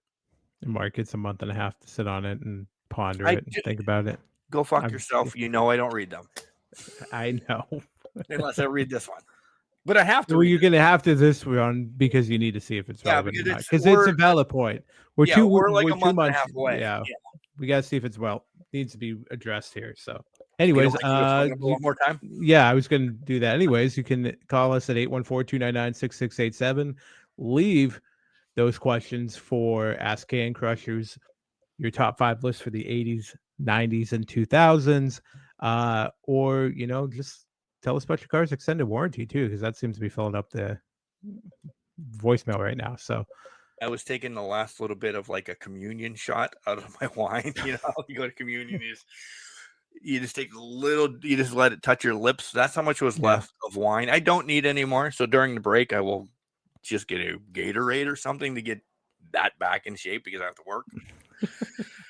That's really good wine though. And I'm not a dry wine, but that could put a hurting on me. Yeah. Oh, all right. I like it. Beer's coming out though this Sunday, so excited about that. I can't wait to hear about it. Oh, you will. You'll probably see pictures. I better. On that note, we'll take a quick break. We'll be back all WWE here in the next segment, and we have some topics we have to talk about before we talk about wrestling, Jenks. Okay. Hey everybody, this is Gilbert, WWF's longest reigning light heavyweight champion. And you're listening to Can Crushers Podcast, the best guys there are out there. Welcome back, everybody, to Can Crushers Wrestling Podcast. It's time for the WWE edition, but you are chomping at the bit for some breaking or wrestling hot topics. Yeah. By the way, let's go. Cranberry watermelon ocean spray, unbelievable. Unbelievable. I usually get cranberry peach. I'm a big cranberry fan. I've always been a cranberry fan, even when it's not holiday time. I love cranberry juice, but I saw watermelon. It might have been out for years. I don't know, but I just saw it this time. I'm like, I need to try that. FYI, if you're in and around our area, Sheetz has a Thanksgiving sub right now. Turkey. Is it time this season? Yeah, and it has cranberry relish on it. Yeah. Good. Yeah, especially when you're getting home at 1:30 in the morning after watching late Penn State Pitt game and other games, and you've partaked. Not that I condone that. It was delicious that time of the hour. Now, what does Sheetz call that sub? Because I know Get-Go calls it the Pilgrim. I thought it was just called Thanksgiving sub. It could be that simple. I mean, really off the top of my head. And I didn't know it was out yet until Ethan said, "Oh my God, your favorite thing is out. You should go get that." And I'm like, I don't know what you're talking about. Now I have to scroll because I didn't save my. But he sent me a picture the day that it came out. He's like, "Go get it, Dad." And I'm like, "Oh shit," because it only makes sense that it comes out in November. Well, yeah. It's called the Thanksgiving sub. Okay. Cheddar cheese. Well, you can be whatever cheese you want, but turkey gravy, stuffing, and cranberry relish are the meat and potatoes. You can pick your cheese that you like, yada yada yada. But yeah, it's fan-fucking-tastic. Did you get it with cheddar? No, I'm not a cheddar guy. Okay. Well, what'd you get it with? Swiss. There you go. All right. I'm a Swiss guy. Okay.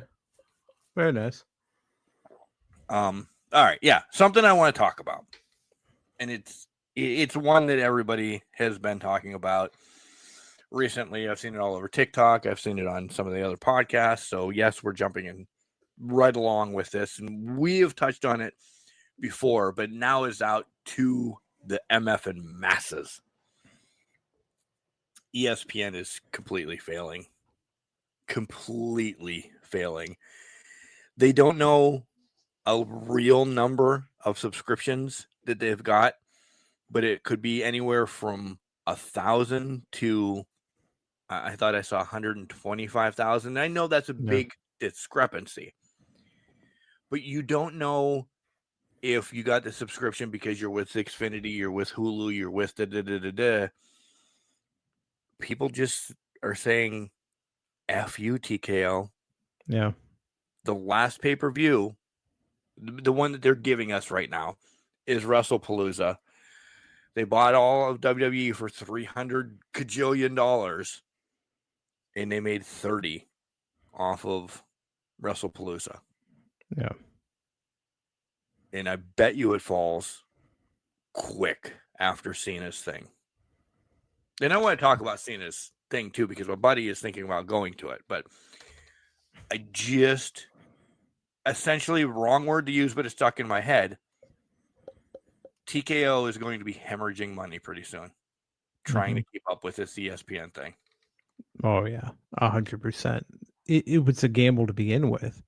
It's a gamble to be on any streaming platform, but when you take away the option to have an affordable pay-per-view out there for the masses, you're going to start losing money quickly. WWE had a self-sustaining model in 2014. Yeah. And they cut it loose, what was it, 2019, 2020, when they decided to move the Peacock. But that was at least the same price range. I agree. It was at least the same price range, and then they decided to get greedy.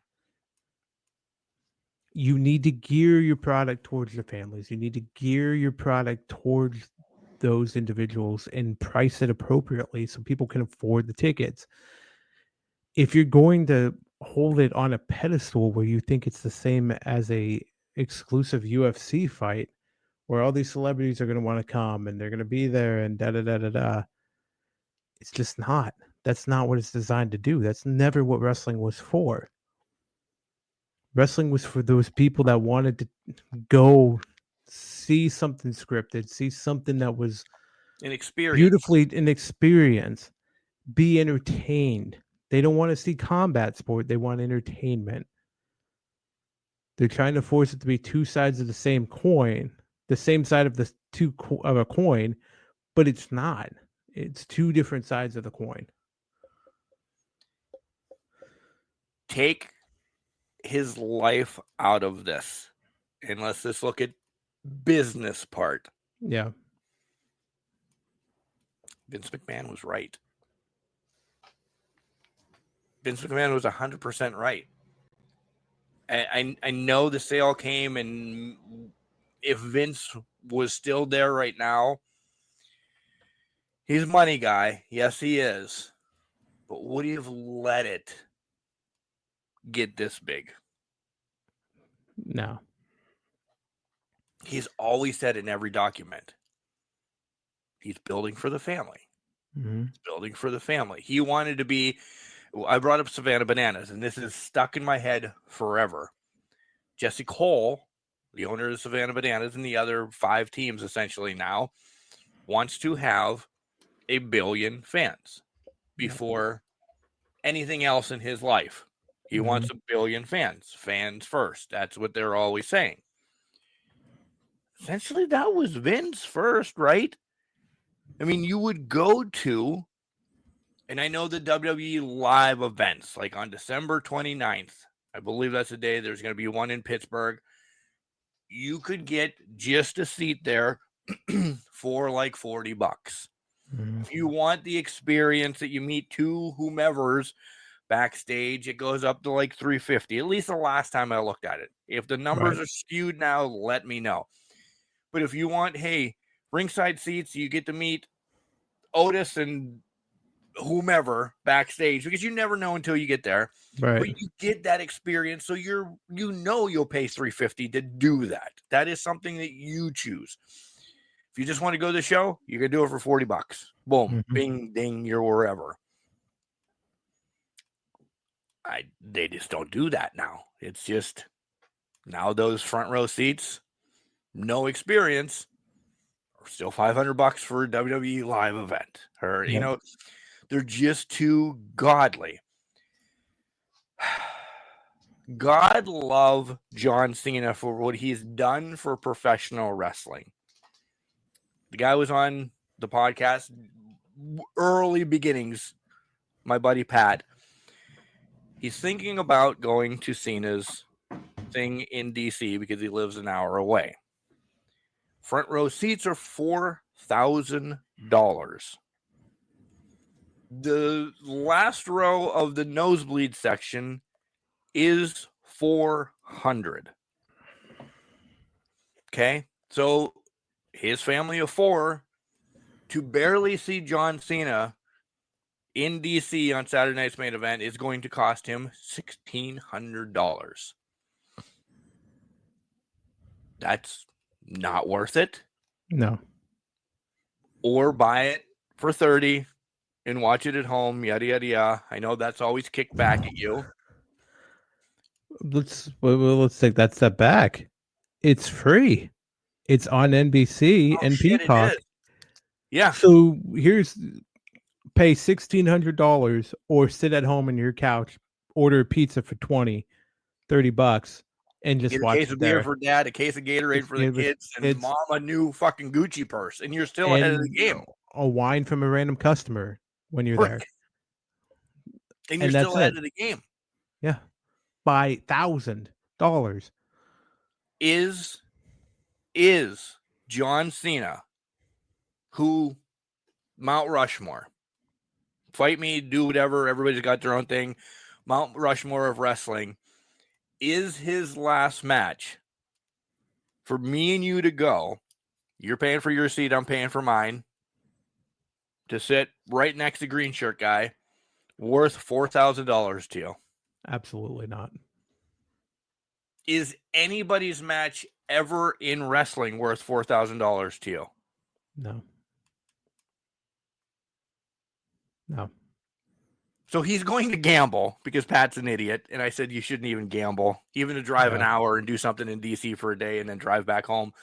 When you think you can get the scalpers will still not take less than, I bet you, 200 for the nosebleed section. Yep.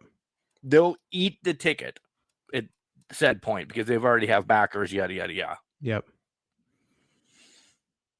So even at $800 for his family of four to sit essentially an hour away, it's not worth it.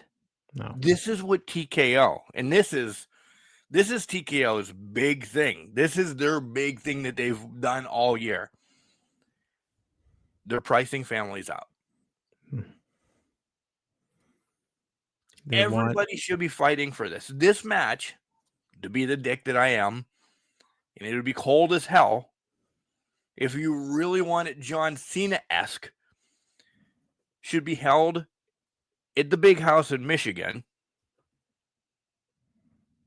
for $20. Yeah, no, this is in my own little world. Do it. And Cena would be like, this is what I want. 145,000 people, or whatever Michigan holds. 145,000 people here watching my last match. What you make, you make. Mm-hmm. Not gouging families. It should be it's that's the way the world is now, Mark. Everybody's got to pay for everything. Everything's a la carte. Yeah, I fucking know, but that's the problem.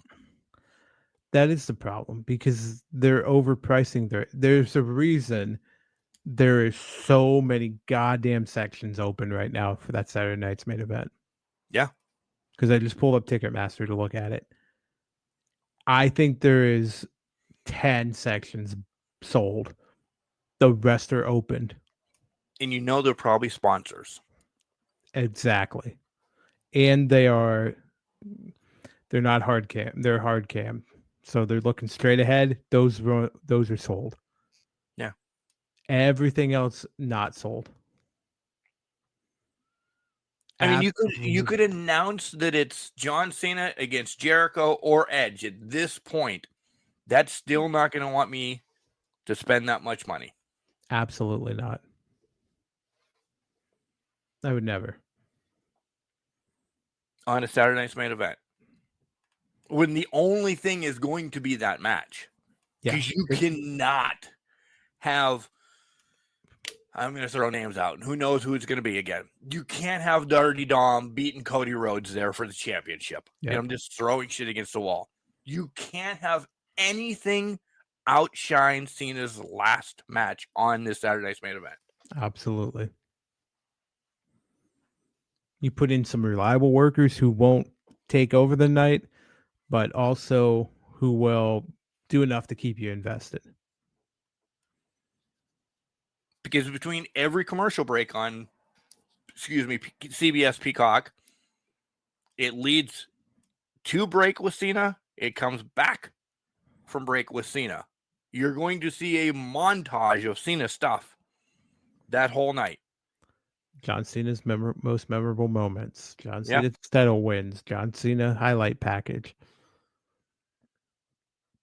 Is there wrestlers clamoring to be on this card, knowing that it's going to be Cena's last match? To be there, yes. Yes. The roster will want to be there, without a doubt. Do you want to work that night? No, I wouldn't sit in When catering. you're telling you don't shine? Yep. God bless you. That's why he muted himself. Thank you. But yeah, I don't. completely agree. No, absolutely not.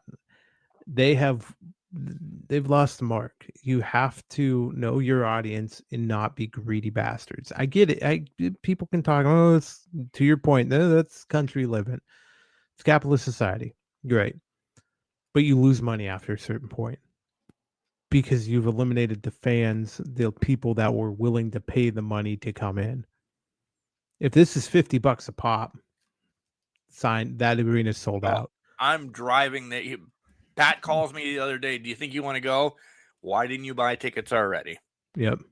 Because they're already sold out and you're buying them on secondhand market for 4 times the price. Then I'm willing. Oh shit, we didn't buy them fast enough. All right, pay $100. I'll go up to $100 for it. Yep. And I'll drive down.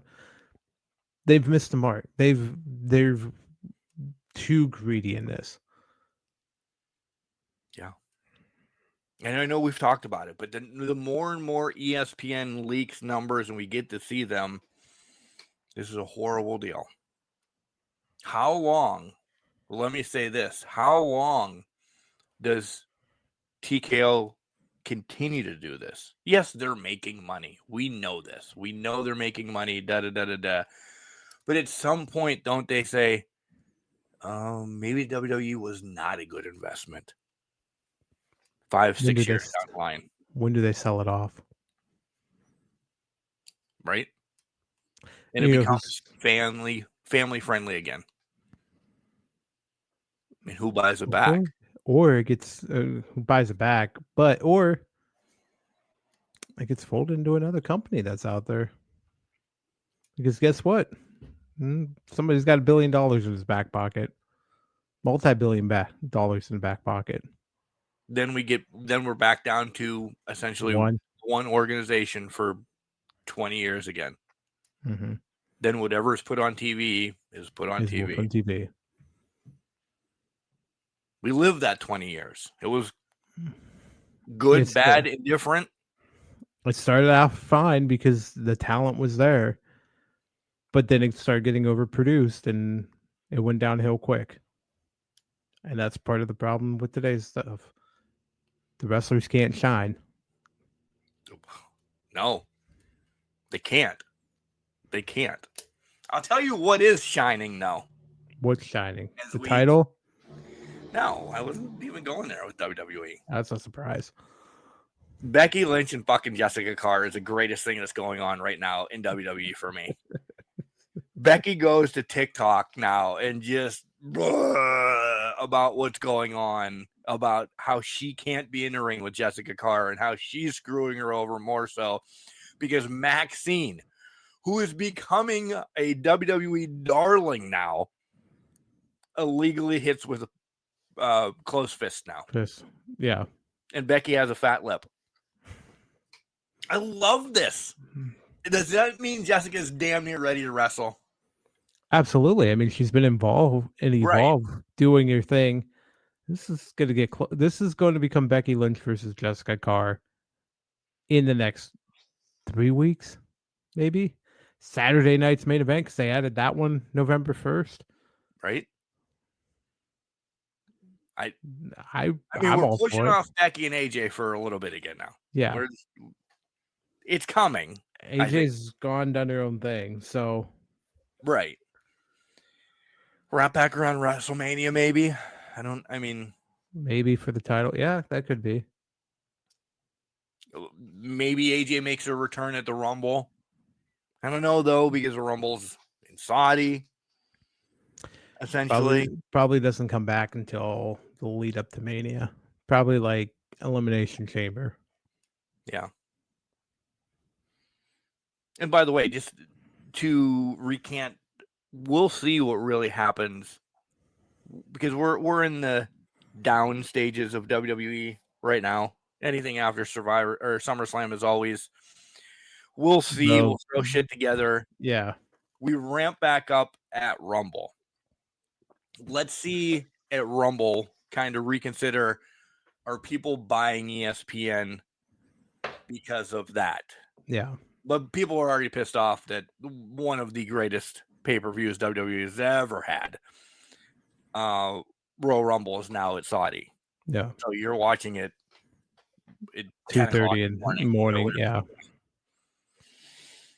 That, I think, is a telltale of, when the bigs start coming back around, will people say, man, all right, I got $30 a month. I'll go with one less case of beer, essentially. Well, yeah. And I mean, at that point, well, at the time of year, it's like, oh, well, it's snowing out. So whatever else fuck I'm going to do. Tax season's right around the corner. I can bail my bills out with my return if I get one. Yeah. Yeah. Well, so I look at the numbers now and I'm like, oh, it's not looking good. But we really do have to get pay-per-view number 1 and pay-per-view number 2 involved in this to see where it goes. 100%. But you're loving the Becky and Jessica Absolutely. stuff. Absolutely. And it really is helping Maxine. It is. It's putting great spotlight on her. She's stepping up to it. They're going to have one more match probably with this whole thing, but it's definitely helping Maxine elevate her game a little bit more with it. So I'm enjoying it a lot. My last one is going to probably steal it, and I'll go real quick. Go for it. Did we really want Punk and Jay for the title? No. We Punk slid into it. I don't know if I wanted Jay to win it. Why not just give us Punk and Braun right off the bat? Give us Punk and Dom. Yeah. I like that they didn't give us Bronson or Braun right off the bat, because I do think that was pretty good for the storyline. Plus, what happened earlier in the night, it helped out, right? Because that's creating tension and giving them some longevity with this whole thing. But you're right. Going back to Jay as a proven entity, give us LA Knight at this point. Give us something new so that we can run with, because Punk and LA Knight have been chirping at each other the whole time too. Yeah. Let them run with it. So this, in my mind, and probably many others, this is another short-term title run for Punk. Absolutely. This gets us to probably Braun at some point. Not Bronson, but Braun taking it at some point. I do think Braun's taking it. Oh, I do too. Before Mania. Probably before Rumble. I would think. Yeah. But that would put it on a Saturday night's main event, essentially. It might, yeah. Well, the first Saturday night's main event, this match is probably going to take place November 1st, right? Jay and Punk. Yeah, that's what I'm thinking. I don't know what's happening at Survivor Series, what the men's War Games match is, because that's now shot to hell. I don't think they know either. And that rightfully so, because they don't have anything. So, okay, well, that probably opens the door for a Braun Punk main event. So he holds it less than a month. Less than a month. And then we ramp up for Roman Braun. Where it essentially has to be at Mania. Yep. Right? Yeah. So does Roman win another Rumble? Or I don't see Roman in the Elimination Chamber. No. It's kind of not his thing, but maybe he comes out at 6 with there's 2 guys left and he wins it. Yeah. Could be. I think he's going to end up winning another Rumble. I think he is too. Unless they're going to surprise us and it's Braun versus Punk at Mania and Braun wins the Rumble. That's where I was kind of thinking. because Punk gets a 4 or 5 month run, Title reign. Yeah. a little bit. He can defend against LA. Yeah. Maybe screwed over, keeps the title because Bronson, one of them, gets intermingled because he is now taking Seth's spot of fighting division, without a doubt. Bronson wins points, which I want to see Breaker. God, I want to see Breaker pointing. I do. Right. And then you instantly know he's picking Punk. Fine. Yeah, We have totally. that build up for months. There's meat there. We're good with it. Then we get Braun, Roman at SummerSlam. Because, I don't know, we don't have to have Roman in the Rumble. We can have him taking care of some other stuff. Yada, yada, yada. Or, because we're not getting Rock Roman until next year in Saudi. We know that already. Yeah. Well, hey, I don't even know if we're getting Roman Braun at SummerSlam. Because if I work out timelines, Seth should be back by then. Right? I mean, we're supposed to get Seth and Roman at Mania. Yeah. That might not happen for a long time. Or it's going to be built. It's always built, right? We always know that's in from the chair shot heard around the world. That's always built. We can go back to that and pick it up at any point. New rendition of Seth. What's Roman going to be? I don't want it to be a throwaway one, though. I don't want to say, hey, because they just announced where Money in the Bank is. Yeah. Money in the Bank's in Louisiana, September 9th or something next year, I believe. Whatever day it is. Yeah. That's not Seth Roman match, right? No. Seth Roman has to be at SummerSlam or Mania. They've already done it at Rumble. Right. So now it has to be at one of those other two. One of the big two. One of the big two. Yeah. One of your 2-night events. The Sunday night show. It's got to be that match. The absolute main event. Yeah. Those are my 3 WWEs. What do you got? I just ran WWE. I'm sorry. You good. You run. Speaking of throwing shit at a wall, AJ Lee is a champion in WWE. Right? What the fuck?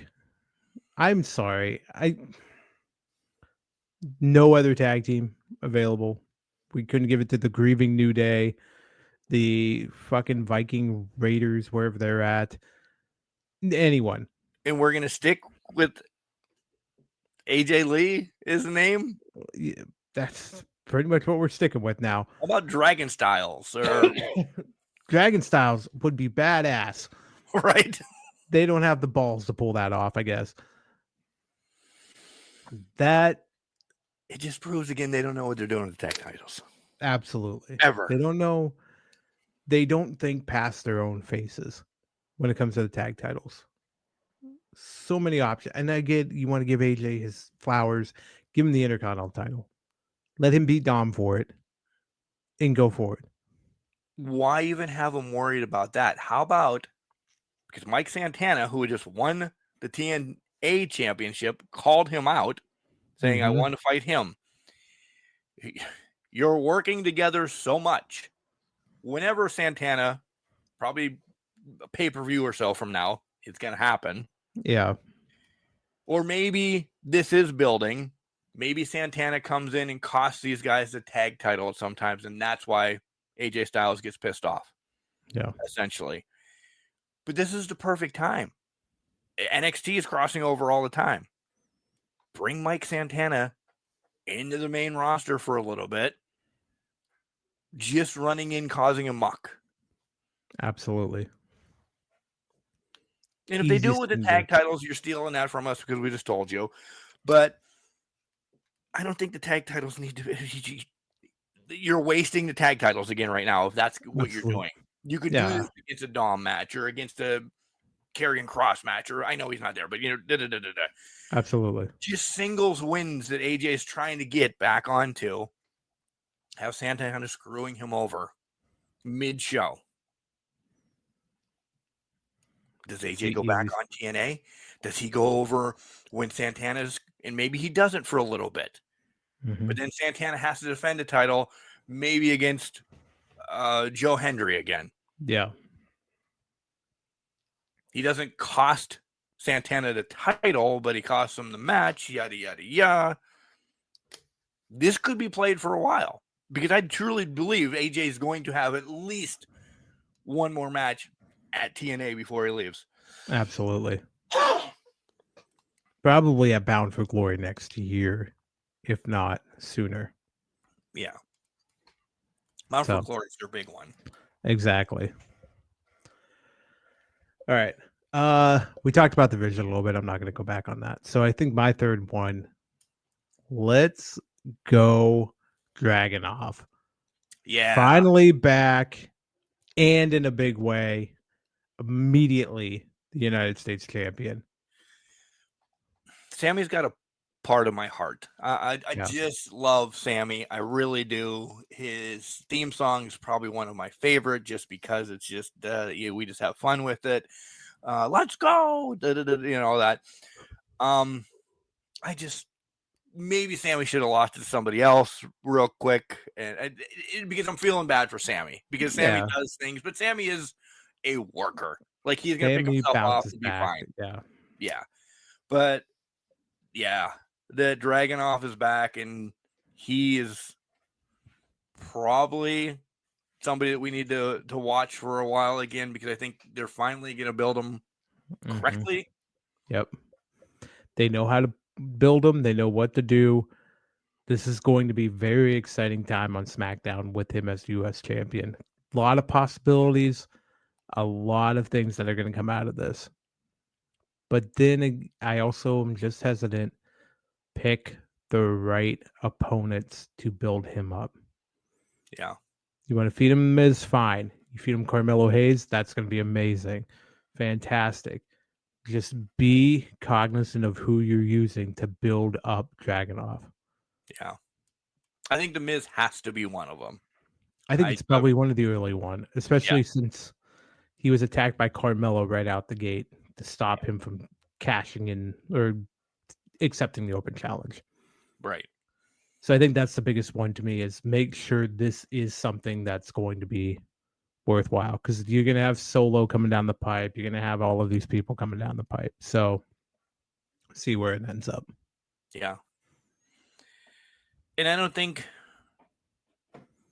Steph always said this, and I know it's not Steph's anymore. This is built out for a year. I don't know if there's a right person right now that we could say, okay, this is going to be the feud where he drops it and gets excelled. Right. Carmelo, maybe, but there's times I think Carmelo's on such a roller coaster in the WWE because booking and or whatever. Yeah. I don't think it's Carmelo anymore. No, I think it's I honestly believe it's somebody in NXT right now. Yeah. Maybe Trick. Yep, exactly. Trick is probably the best case scenario for that. But I think Trick would be roadblocked right now on the main roster. So I don't think you put him anywhere near it. Unless you clear cut the US title division, I absolutely agree with you. Yeah. Make it a path. There's 7 guys that are always vying for this title. Trick's one of them. Dragunov, Sammy. There's your 3 of your 4 pillars for that division. Then just push forward with it. Yeah. I saw something else. Piper Nevin. I want to talk about Piper a little bit. Piper probably career ending. We'll put in it. This isn't a knock. A career ending neck thing. We've seen Brian come back. We've seen Edge come back. We've seen Paige come back after years, but it's going to be a long time before we see Piper back around. And of all her times, and I know it was a shtick, Dewdrop was horrible. Yeah. but I think she may have gone someplace with the Secret Service. Like, I think she was getting, and same thing with Alba. I think they were getting their. I look at Alba right now, her and Unholy Union. I love them.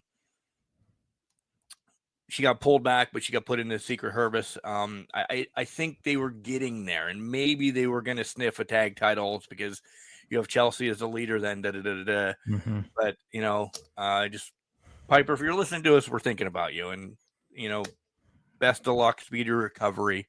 We hope to see you back in the ring. Hopefully soon, but take your time, heal, recover, and good luck. Yeah. I got nothing else. Nothing from me. Okay. We're ready for another week. We are. What do you got going on this week? Oh, God. What don't I have going on? Oh, well, at some point, I should probably get my truck looked at. So that'll be something to figure out. The word that I have. Due pretty soon. No, just poltergeist bullshit going on right now. Locks are, every time you turn on the car, the locks are going on and off. So fun times. Well, it's Halloween season. It's Halloween. It's perfect timing for Halloween. So we'll see how that plans out. So that's on the horizon. Other shit around the house. And we're leading up to Halloween. Got to get that candy ready to go. We are leading up to Halloween. As you guys are listening to this on Saturday, whatever time, it is our trick or treat down here. We always do it the Saturday before Halloween, unless Halloween falls on a Saturday, then we do it then. But so our Halloween is this Saturday in Ridgeway. I won't get to partake by giving candy out. It's a 3:30 game at Pitt, so I won't get back until whenever night-ish by the time everything rolls out against NC State. So listen, folks, if you're listening, pay attention on the road. There's kids running around with candy. They're all sugared up. Don't be assholes. When you're in small communities, go lesser than the speed limit. Don't be douchebags. Is yours actually on Halloween? It is on Halloween. So the same, even though this is a little bit bigger than Ridgetown up here, be safe, be smart, watch out for kids. Some roads are well lit, some roads are not. So just be cognizant. You can't depend on kids being dressed up in fluorescent colors and all of that for Halloween. So be smart, be safe, and enjoy the holiday. It is a fun day. Are you? We'll talk prior, realistically, but are you dressing up? The show won't be out until after, essentially. Yeah. I'm hoping to dress. I'm leading candidates right now, so I'm putting on the lucha mask and rolling with that. Let's see what else I could probably do. What are you doing? Are you dressing? You're going to the game. I'm going to. So you won't be. But are you dressing up on the for work the following week? Why not? No, because I'm off. It's a Friday. Walk around Sheets. Go get a Thanksgiving sub, and just walk around Sheets with a pumpkin. With a pumpkin. Oh. That's all you need to do, and then sit on your front lawn. Just enjoy it. Listen, when Halloween ends down here on the 25th, you're not allowed doing anything after that. That's it. That was Halloween in Ridgeway. You can't do Halloween anymore. What? It becomes Christmas at that point. Instantly. I mean, Christmas has been out since July in our Walmart. So, you and Kimberly aren't doing like a couples, like you a socket and she a plug or anything like that. We haven't talked about it, so no, it's not. We're not planning on doing that. No horse costumes or anything like that. So I think we're just going to. You would be the ass, you know that. Yeah, right? I'm 100% the ass. That's fine. I know that. Speaking of horse costumes, let me jump you real quick. There is a dachshund one now. Wrong word. No. There is a dachshund one that is a blow up. You walk in the front two paws and your head sticks out kind of the nose and you just drag. It's fucking 8 feet long, but you're a dachshund. I have not seen this one. Mm-hmm. That is amazing. Yeah, I almost think, why not do that? I'll work on Halloween day Just if I can be on the back of the garbage truck dressed as a dachshund. With your ass just waving in the wind as it goes down the road. It would be so long off the back of the garbage truck.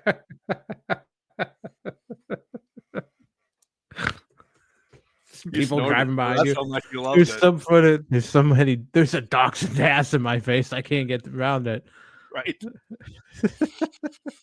I don't think it would work on the back of a garbage truck, but it would be so much fun for a while. If That it would be we, fucking hilarious. not that we go fast on it, but I would still, even at like 10 miles an hour, the suckage of my dachshund ass would probably be pulling me off of the truck more so than I needed it to be. That's not That's even true. correct grammar That's or true. anything, but you know what I mean. I would absolutely know what you mean. Yeah. You'd be holding on for dear life, just like ah. My dachshund ass just pulling me off. It's gonna rain. Halloween. Your dachshund ass can get soaked on Halloween then, because it's gonna rain up here right now. Showers are in the forecast. Seems like I'll continue to keep that day off. I'm sure your neck of the woods is gonna be a lot better than up here.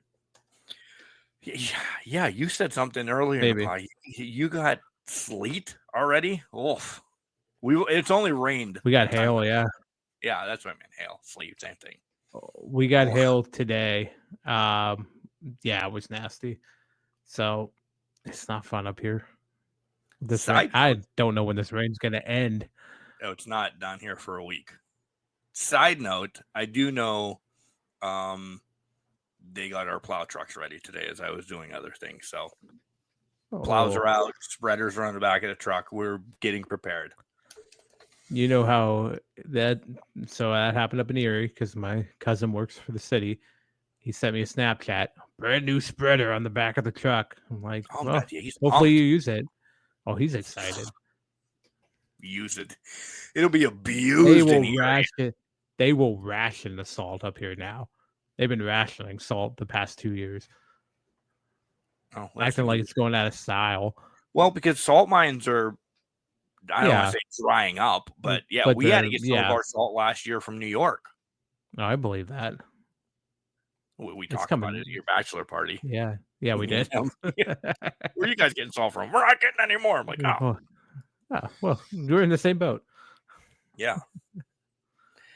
For me, nothing. Football season looks like it's coming to an end for some teams down here, which means I'll have about a month and a half off before basketball starts, and I'm okay with that. So we'll see. If teams want to go in at 500, there's some options, but a lot of the schools around here make sure that 500 plus to go in when you're facing teams from places that have NFL stars compared to here. That's fair. So yeah, maybe by next week, Max will be coaching somewhere else. We'll see what happens. He's going to keep his options open and hope for the best. That'll make you come back and listen to Can Crushers next week. Where's Max coaching next year? Surprise, it's at Rutgers again. Spoiler. I got a UTEP and as an offer. Let's wrap this shithole up. Remember, just because you're trash doesn't mean you can't do great things. You're a garbage can, not a garbage can not. Make sure you tell your loved ones that you love them. Because you never know. Whoop, whoop.